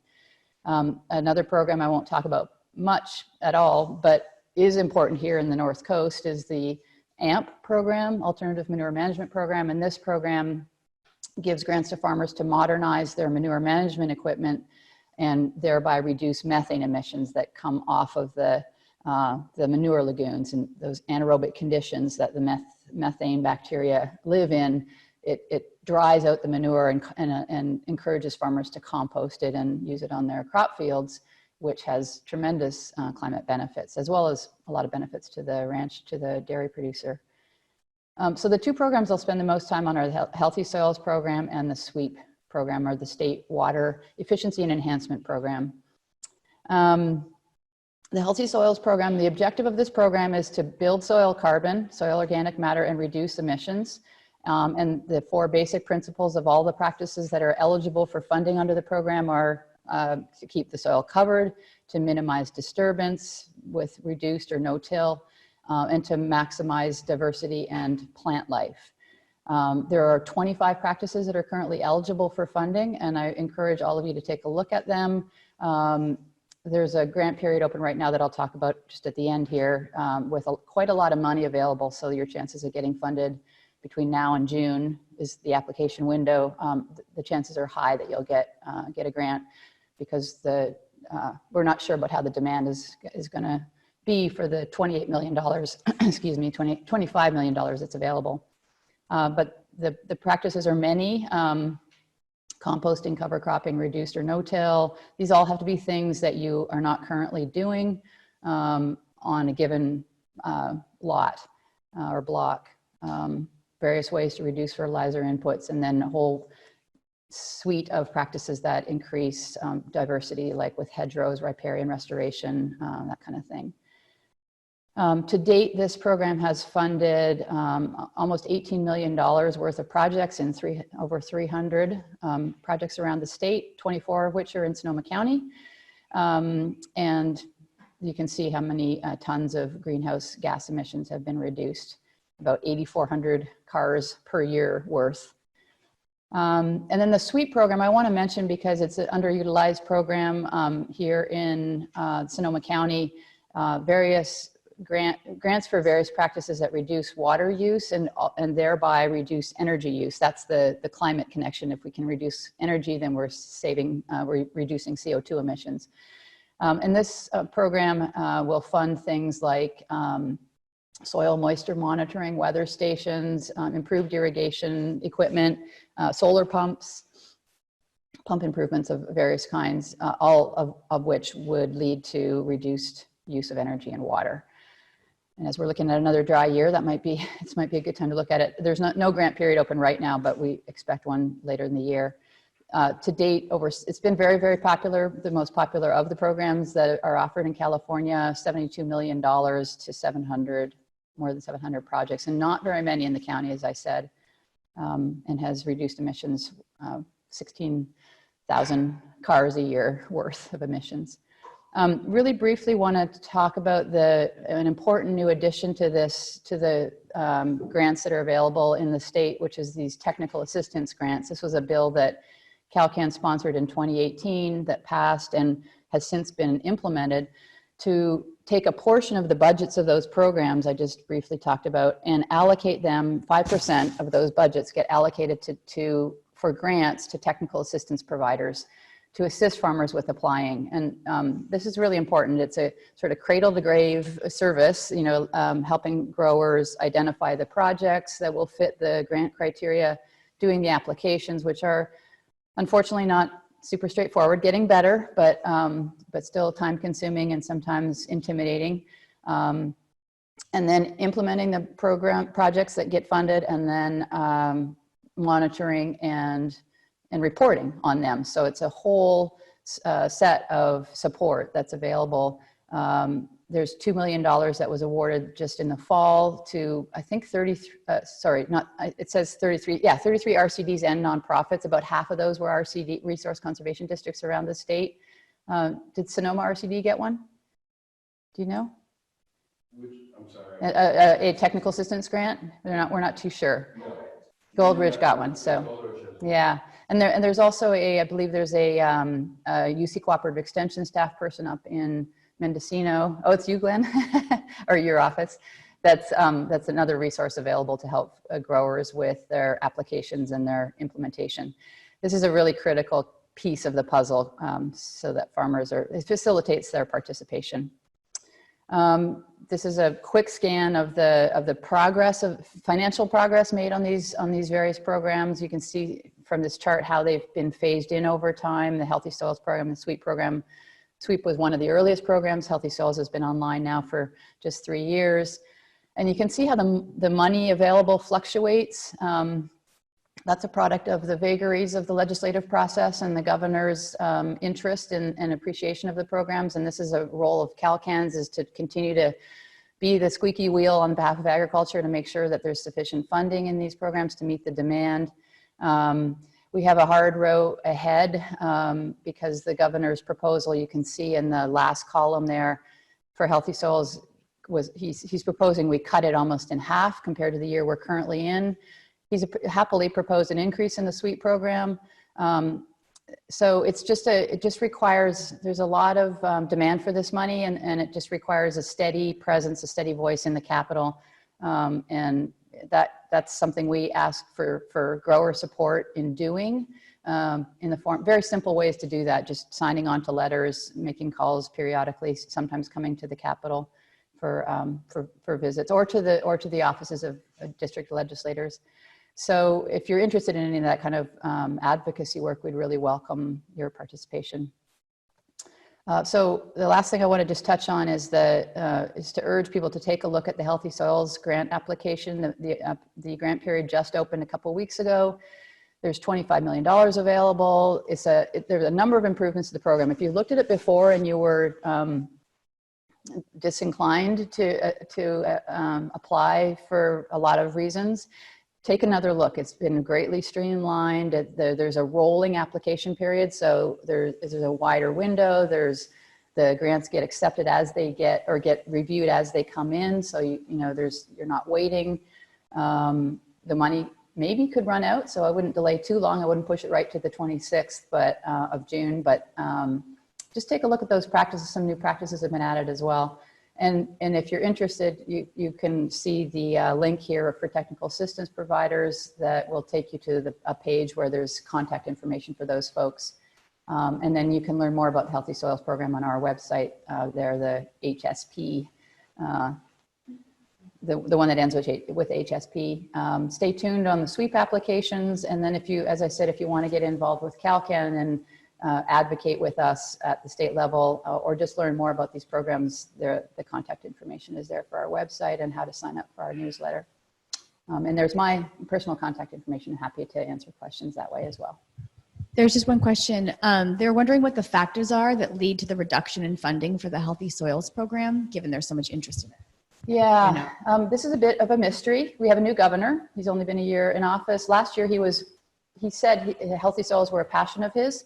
In a budget hearing, a budget press release, and then followed with a proposal for $28 million in funding. This year, no mention of Healthy Soils and a cut, almost back to where we were 2 years ago. So we don't really understand exactly where the governor's at with regard to this.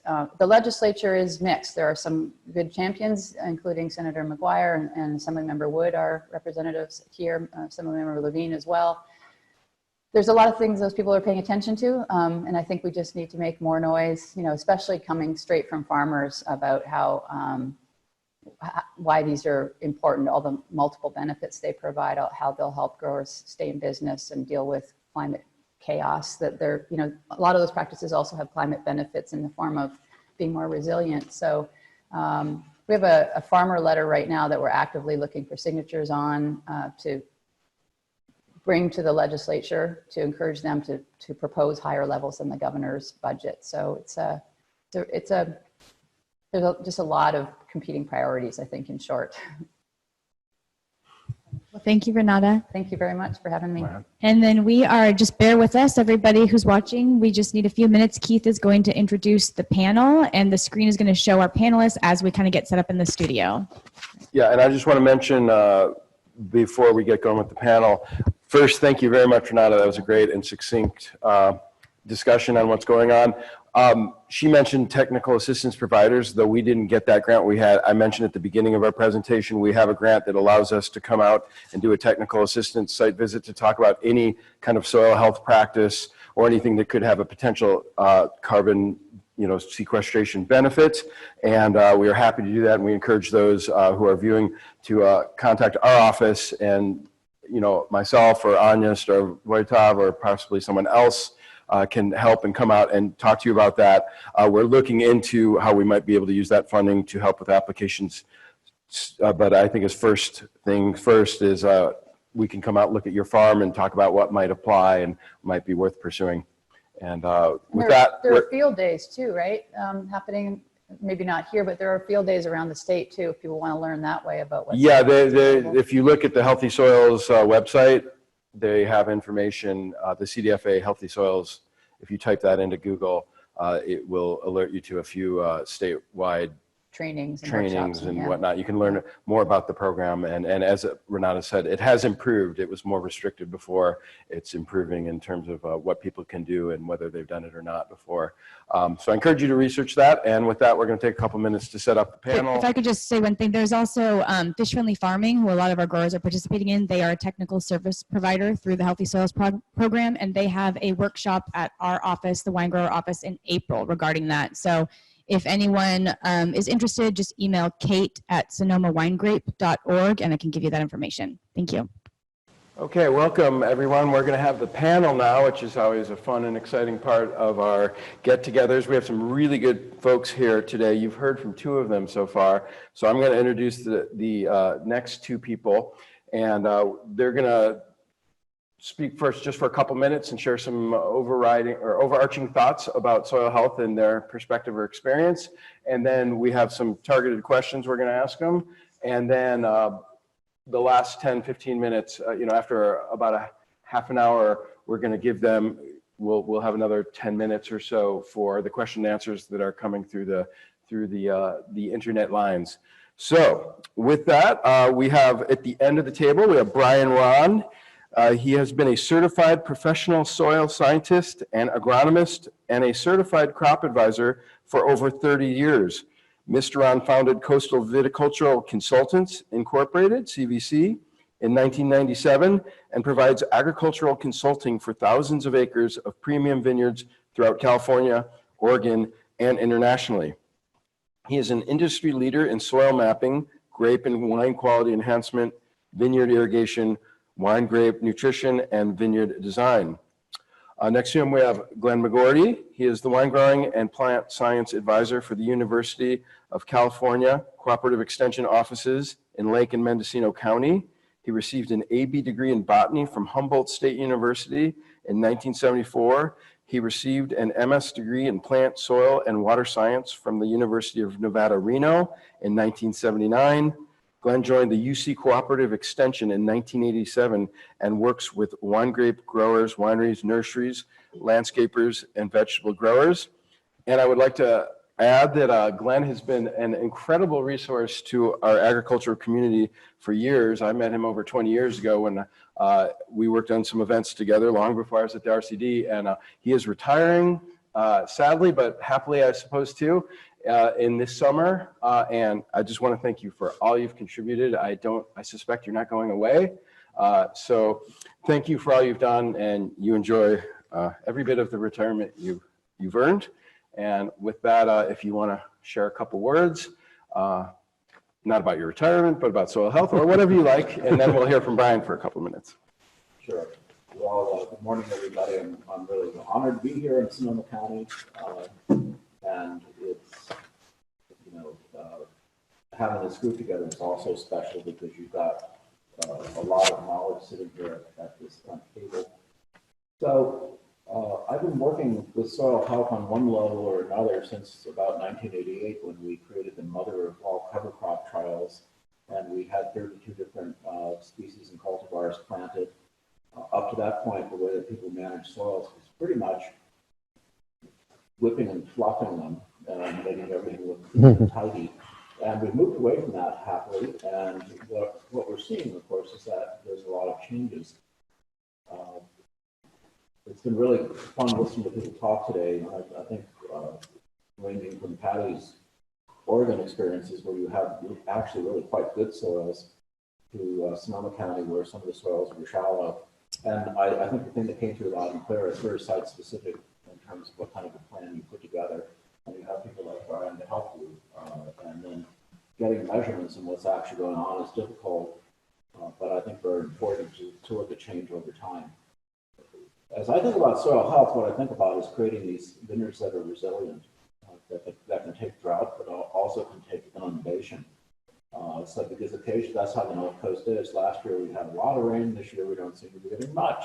And you want to make your vineyard be able to cruise through either situation, either scenario as best you can.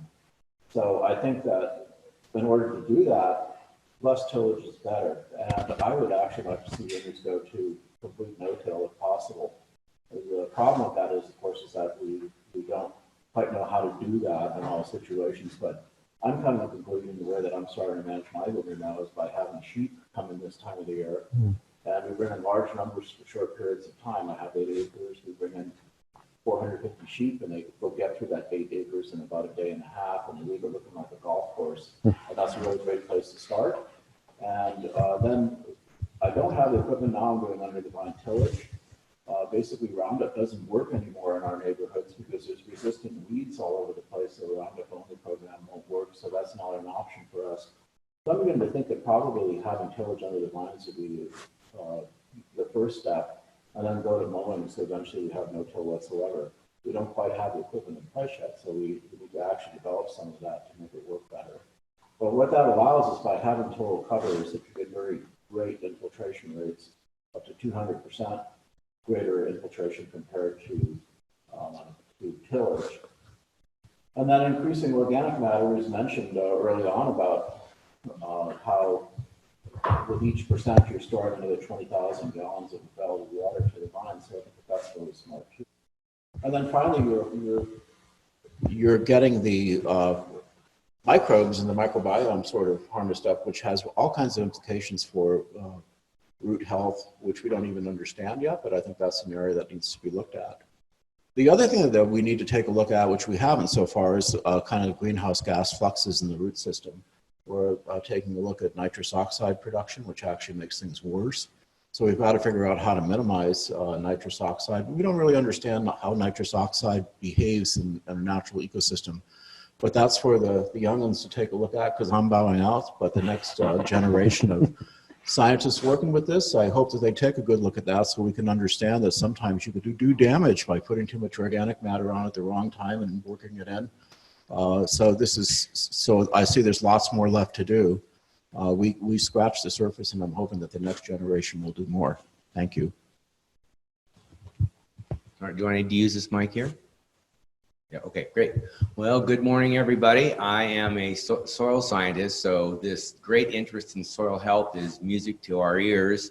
A soil scientist, because typically we're a small group talking amongst each other with not very much interest from the general public. So the fact that soil health is a thing is great. I'll be brief. Manage and measure soil organic matter, which is really soil carbon. The more biomass you put into your system, the more organic matter you get, and it will eventually get in the soil. Reduce soil erosion. The topsoil that you build, keep it in place.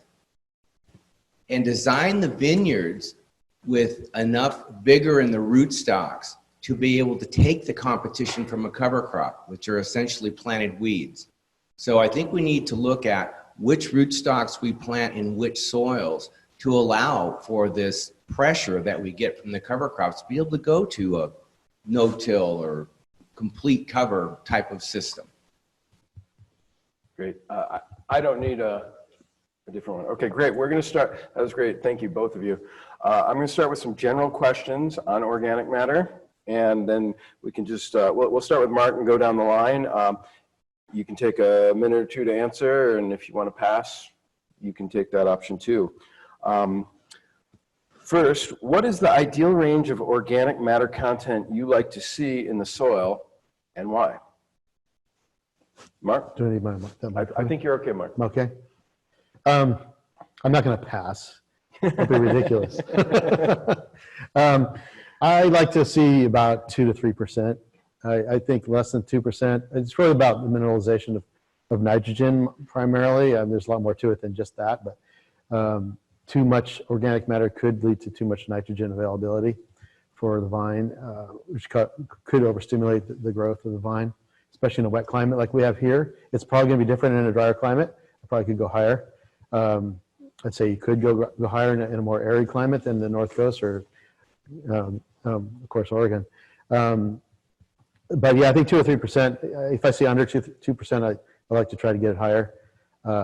If I see over 3, then we don't usually try to back off the inputs, compost, and try to back off. You may even use different cover crops that are less likely to increase the organic matter. But rarely we see numbers that high anyway. We're mostly down to the 2s. 2%. Patty, would you like to add anything?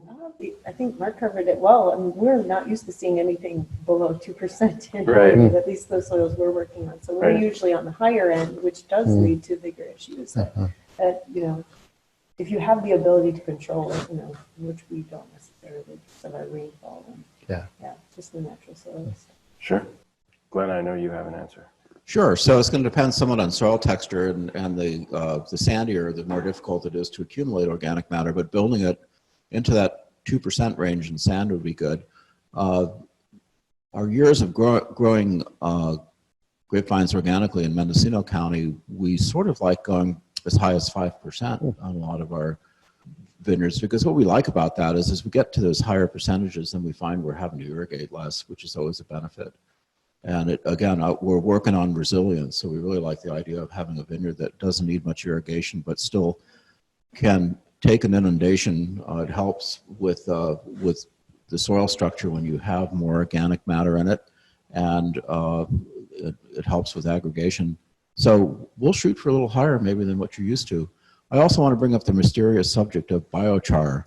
And, you know, so far biochar has been an underachiever, but when I was in Italy this last summer, I saw some really interesting things. And biochar, if you don't know it, has been pyrolyzed wood products, and they're extremely stable in the soil. They may last up to 400 years.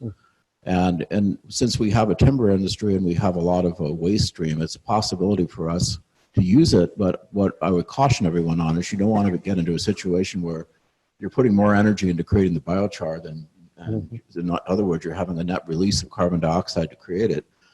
But I saw some really interesting stuff in Italy on where they're generating energy by creating biogas through pyrolysis, which is instead of burning things at 1,000 degrees centigrade, you burn it about 300 or 400. And the gases that come off then run internal combustion engines, and they generate electricity to run wineries, and plus they're taking out forest thinnings and making biochar in the process. So I was very excited about that, because right now biochar has not performed the way that we hoped. And I think there could be a future in that here in the North Coast, where we do have timber and wood waste. All great comments. I agree that there's a variation in what's an acceptable organic matter range, and that is definitely soil driven.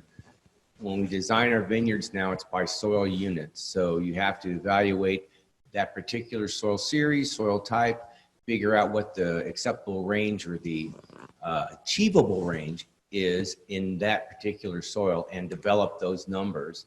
Certainly 2 to 3 is common and is achievable. 5 would be commendable in some of these soils. But in general, it's each unit you want to investigate and figure out what works there. Great. And I've got a note that you should use the mic too, because people couldn't hear everything.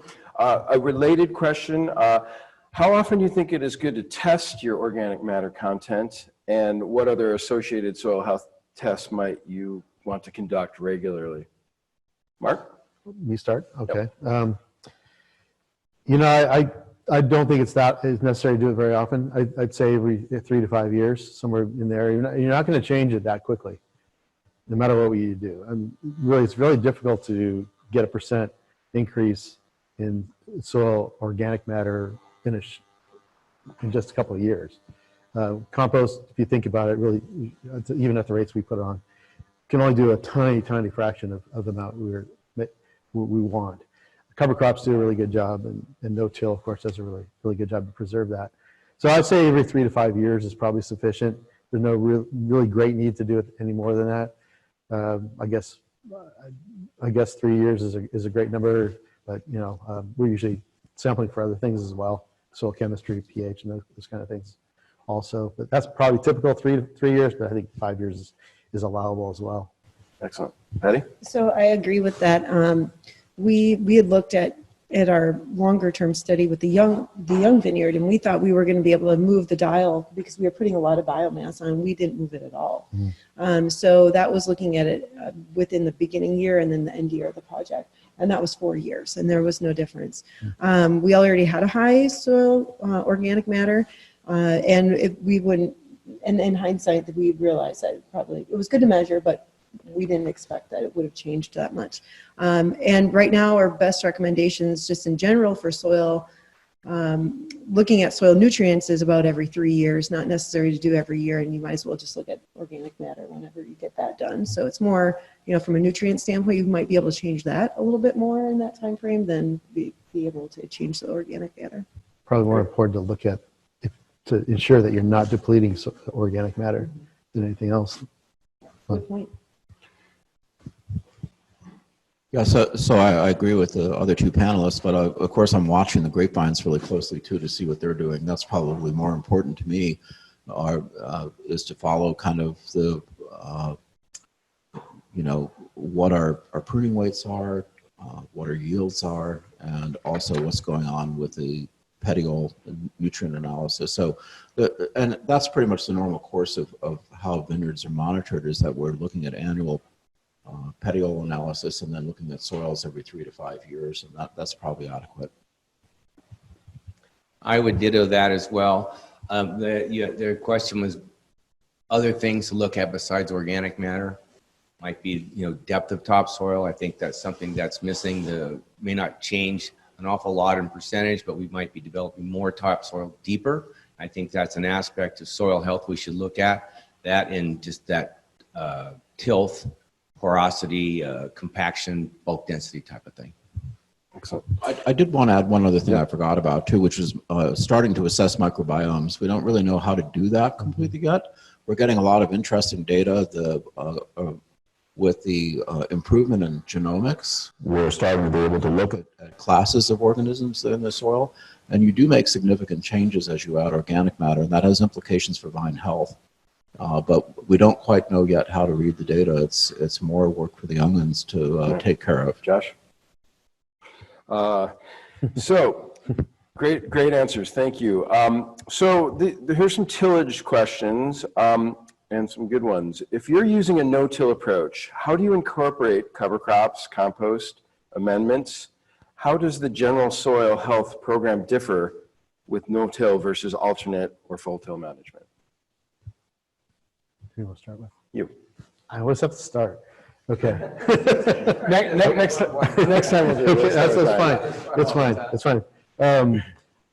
How does it? Well, there's some amendments you can apply that don't need to be tilled in. I'd say we're doing a lot of gypsum, and gypsum will move through the profile, not quickly but slowly through the profile, but it will move. Lime doesn't go anywhere. Compost is actually okay to leave on the surface. Ideally, a light incorporation would help, but we don't want it to break down really quickly.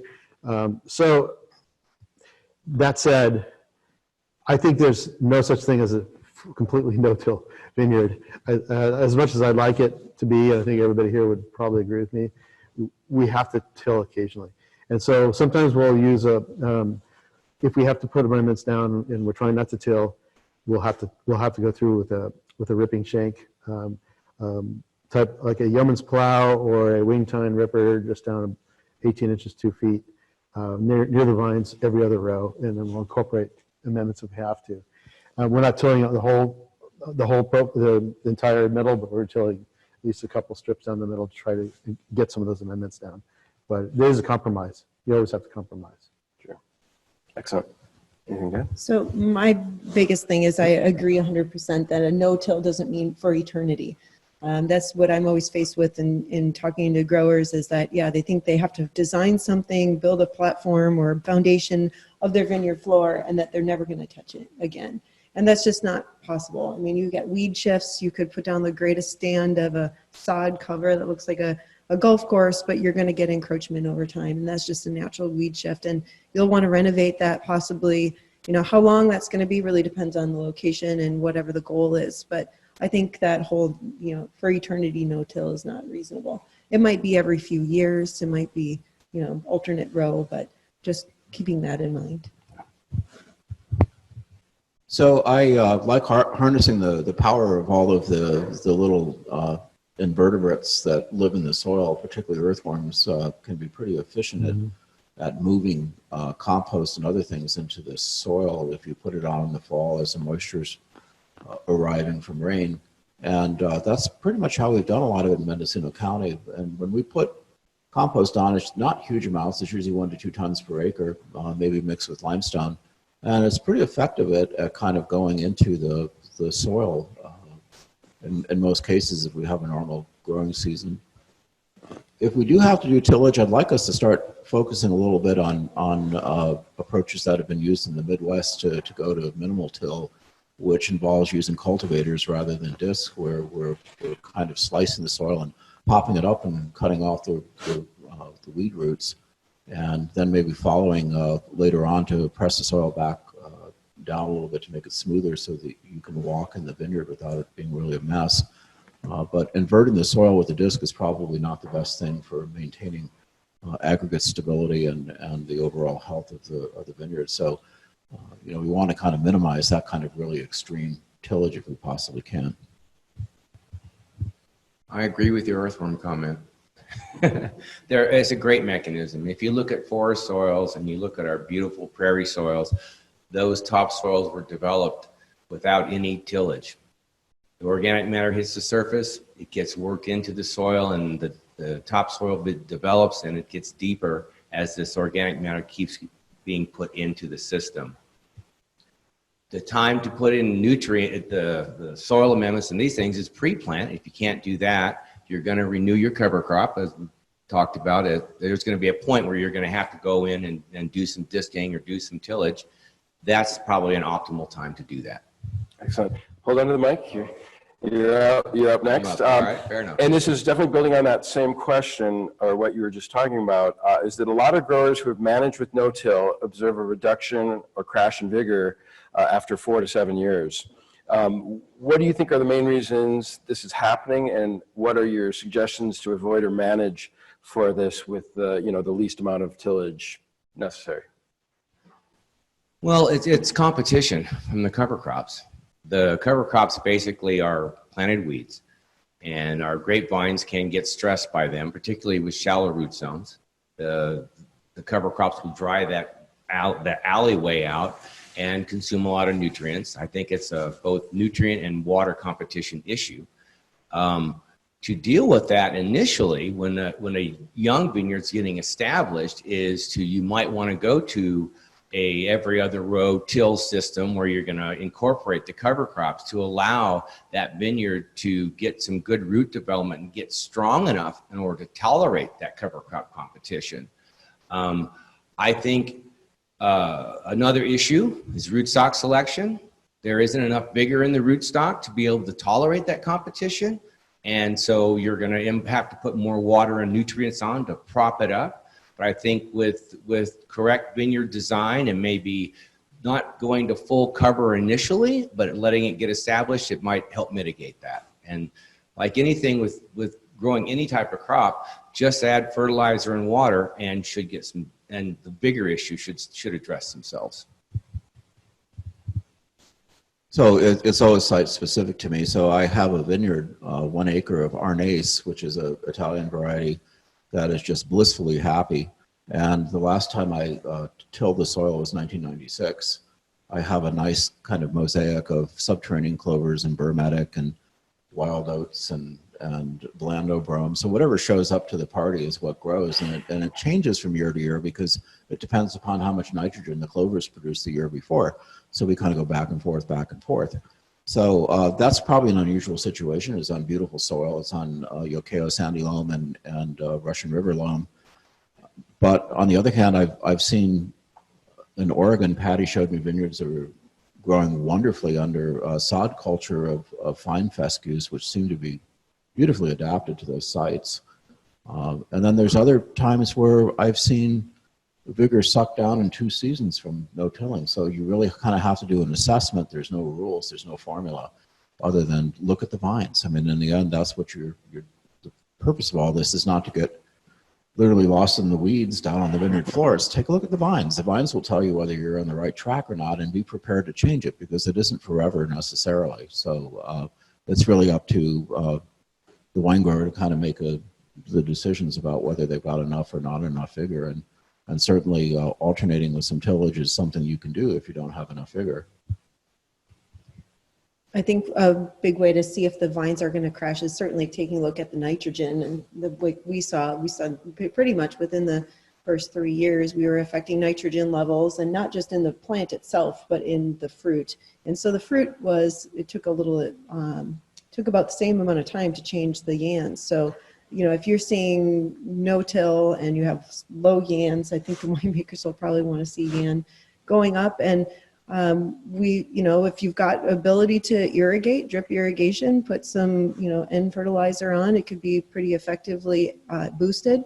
And if you don't have that ability, we've even had some growers put on foliar nitrogen onto the canopies late season to boost the N, so that you can still maintain a no-till system and work around it with some nitrogen inputs. Guess I'm good. So excellent points. When you're last, you have to say excellent points for everybody. And they were.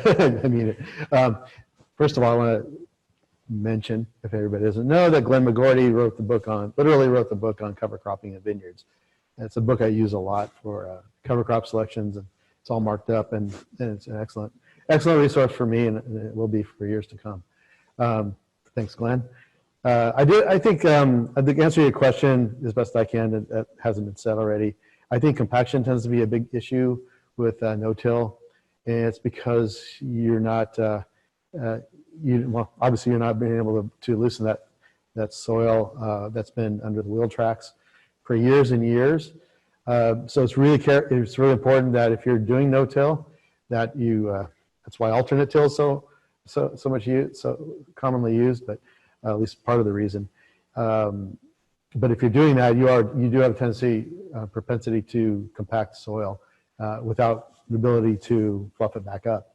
And I think the compaction in the wheel track does tend to cause problems with the vines and competition with the vines directly, just because of the lack of aeration. Could be channeling water. There are lots of reasons. So I think it's important, if you're going no-till, to be as light on the soil. And it's true for any system. You should be as light on the soil as you can. Early spring, we have a hard time here because we're always getting a lot of rain. Maybe it's not this year, but in a normal spring, we're getting rain in the spring here in the North Coast. And keeping lighter equipment in the vineyard to do your herbicide spraying, which most people do now, but even on the first few passes of fungicide sprays, to keep those with light equipment as much as possible to reduce the compaction will help. It's also cover crop selection, but like I said, Glenn's the authority there. But I think the tendency years ago, at least decades ago, was to use some of the really, really heavy native perennial grasses for cover crops in no-till systems, and it really did devigorate. And I think we've gone away from that in many situations. Okay, Kate, how many questions do we have? No, how many are there? Oh, there's two. All right, then I'm going to ask another question here before we get to the group questions. If you're using an alternate row management, what do you think is the optimal interval to switch the rows? Because I've seen everything from yearly to 5 years to the life of that particular vineyard till it's replanted. What do folks here think is a good interval? Patty, you want to go first since you got the mic? So mostly in Oregon, they have no interval. It's basically the permanent alley is left there for a long time. And in part because they don't want to mess with it, because when we've got that tilled part, it's mushy for a lot of the season, and you just need to have something for traction. But I usually recommend that it's when you start seeing that you have a reduction in the growth, in part because where you get the wheel wells, there tends to be a lack of growth there, and your cover crop can kind of get a little bit narrower, or you see weed shifts come in and there starts to be some perennial weed issues, and then just renovating it so it's a better stand. And that's when we would recommend flipping the sides. I think what would be nice, seems like 3 years, that if you flip-flop every 3 years would make a good sense over time. But that's given the situation we have in Oregon. Right. So, but that's not what necessarily people are doing. I think it would potentially be better. All right, why don't you pass down to Glenn? So it kind of depends on how much you like sitting on your tractor and how much you want to spend on cover crop seed. So the more expensive the seed, the more longer I want to keep it there. So if we're going to a perennial system, like for instance with the hard fescues, there's not a lot of that done in our region, but there's a little bit. It's expensive to seed that, so we're going to hold on to that probably for 3 to 5 years. If the seed is less expensive, then we may switch more often. But the standard seems to be about 3 years, seems to be kind of what a lot of the growers like to do is a 3-year program. I agree with that, and I think Patty's point about when it starts to get weedy, starts to ask to be changed. I think that's a good. But once you start getting to about 3 to 5 years, the weeds invasive weeds start to come in. You can renew that, clean it up, and then go to the other row. Great. One other thing I wanted to add is if you have a severe gopher problem, you may want to be tilling more often. Yeah. Because things start to get lumpy, and then where the gopher holes are, you start to get noxious weeds blowing in and seeding and that. So that might be another reason why you would change the frequency of disking. And I don't see that so much in our area, but my family has property down in San Luis Obispo County, and the gophers seem to be taking over the world down there. So we actually went to full tillage to try to discourage them, and then went on a very aggressive gopher control program. And we found that, this is a little bit of an aside since you brought it up, we found that spading, if you're tilling, is a good option to kill gophers. It really chops them in half, or chops them enough that they don't want to. Here you go. And nitrogen. It did fix some big problems we had. Yeah, I don't have anything to add. I think 3 to 5 years would be my answer as well. Typically, the 3 years, we just don't see growers being able to stretch it that far, because we do start getting the nastier weeds. But 5 years would be great if we could do it. Great. I have, they've relayed some questions to me here, so I will ask you, these are coming from the audience. Based on field experience, is there a relationship between soil health and pest and/or disease issues in the vineyard? Brian, why don't you start us off? Magic wand here. I think when grapevines are under nutrient stress or water stress, they are prone to be more impacted by diseases and pests. I don't know there's been any work that concisely measured that, but in general, when you have a good healthy topsoil and you have good healthy plants, and they do tend to fend off diseases and pests and gophers and all of that much easier. So I think there's some anecdotal evidence, but I don't know that I've seen anything research-wise that bears that out. So I had some very interesting experiences with AXR1 and Phylloxera B in studies I did with Jeff Granette and also both in California and Australia. And it was really clear that when we increased organic matter in soils and in our organic vineyards in Mendocino County, they lasted quite a bit longer, because what it didn't eliminate phylloxera. Those vineyards eventually needed to be replaced. But what kills the roots basically is that the phylloxera creates wounds that things like fusarium get into, and rhizoctonia and other soil-borne diseases. And by having more biological activity as a result of the organic matter, it decreased the severity of the damage. And we found that in Mendocino County, we had a lot of organic vineyards on AXR1 rootstock that are still around, and they had damage as early as 1992. They're all having to be replaced because eventually they'll get to sub-economic performance because of the phylloxera. But it certainly gave the growers a lot of time to plan and to change things. So I think that there probably is more competition when you only have a pathogen and grapefruits. That's what the pathogen's going to do is eat the grapefruit. And when you have some competition with other bacteria that might eat the pathogen and fungi, then you might see some improvement in the overall performance of the vines.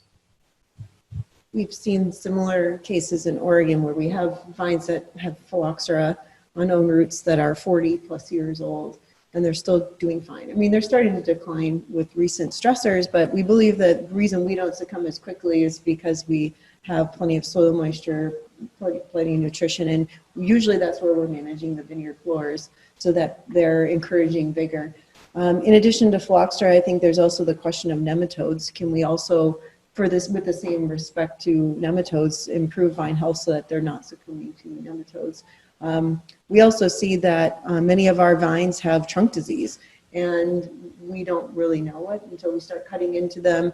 Why we aren't seeing them succumb, we think, is also, again, because we've got healthy soil environment, plenty of plant vigor, and they're able to deal with that. So managing vigor, essentially, and vine health through the soil is, I think, helping keep some of those problems at bay. Even though we've still got them, it's just able to maintain the life of the vineyard. So I think just to add, but maybe it's even not even adding, maybe paraphrasing, what you're saying, what y'all are saying, is that an unhealthy soil will impact the pathogens just as much as it will impact the beneficials.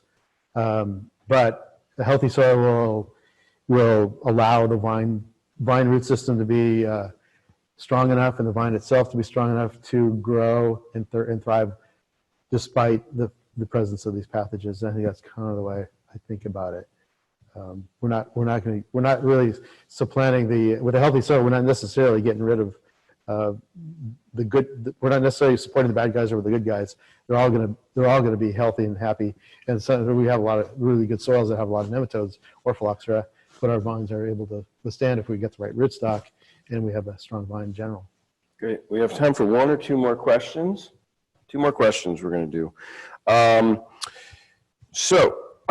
Can the panel discuss any experience they have with crimping cover crops in a no-till environment? Mark, why don't you go first? I'll go first, but I don't have any experience with it.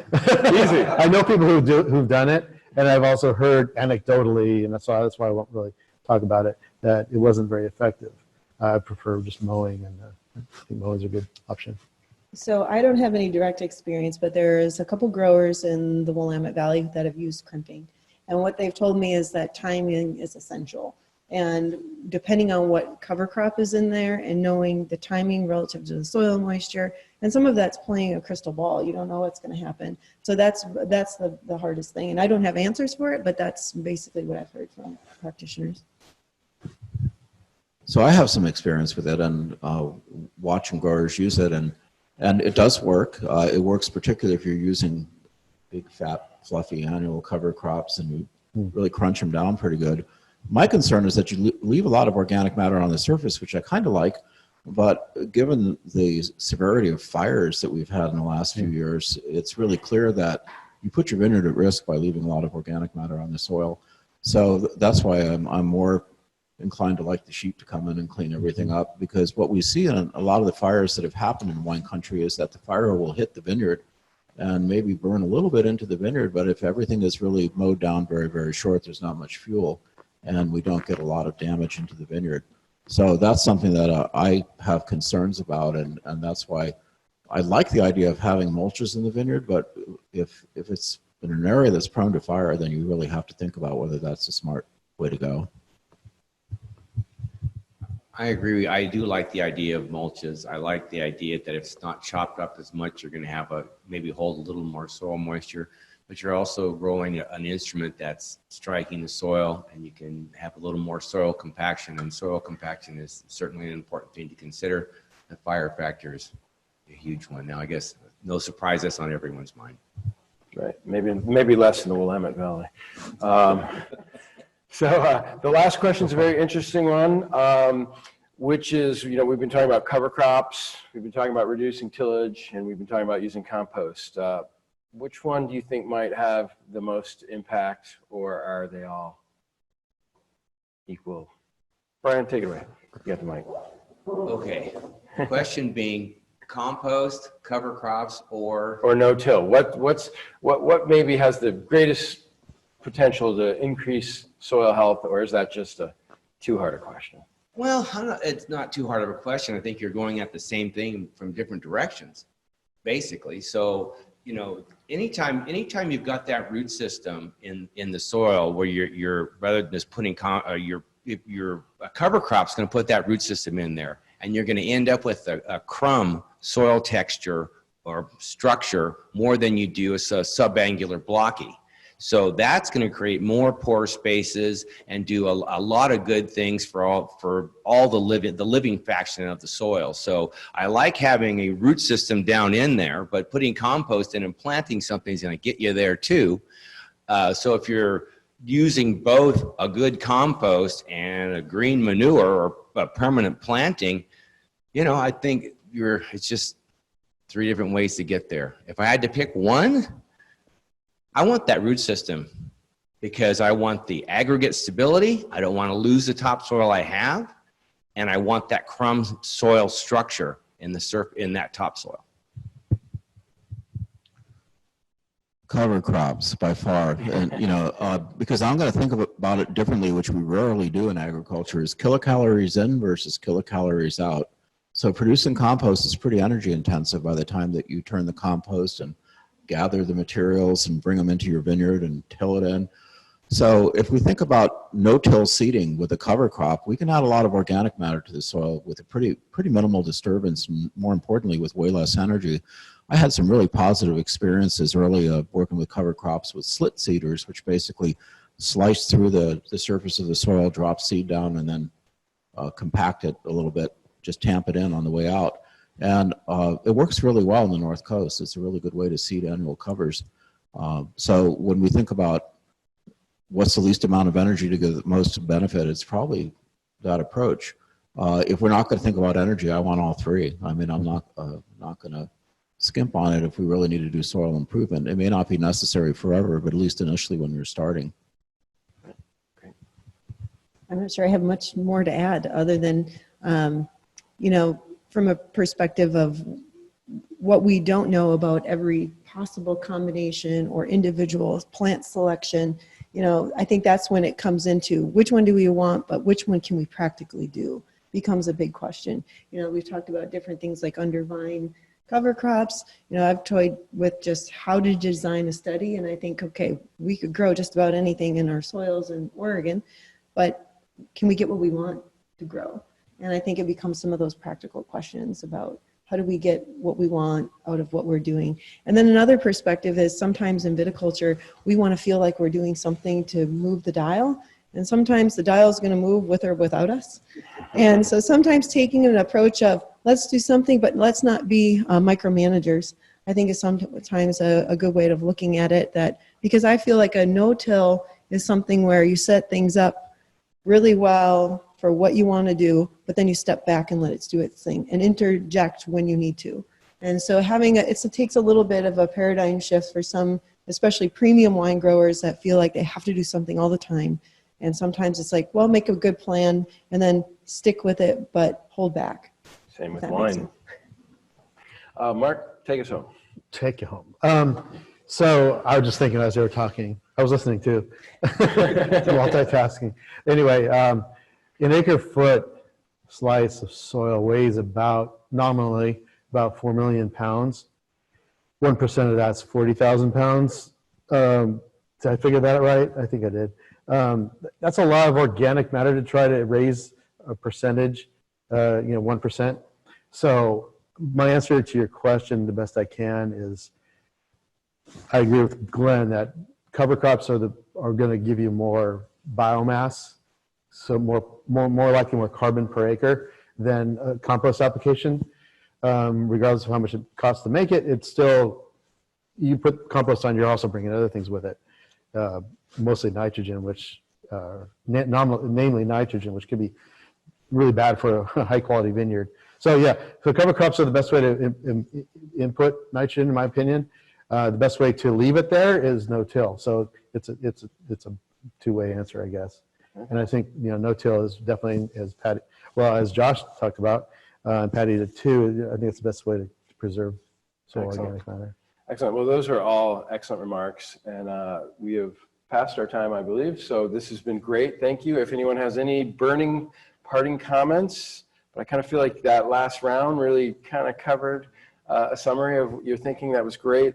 Thank you all. Thank you to everyone who participated on the webinar and stuck in there with us and adjusted to the current situation. And we got to continue on and have a great webinar and address the subject. So there will be more, and keep an eye on both the wine growers and the RCD website for upcoming events and more opportunities to learn about this and implement practices.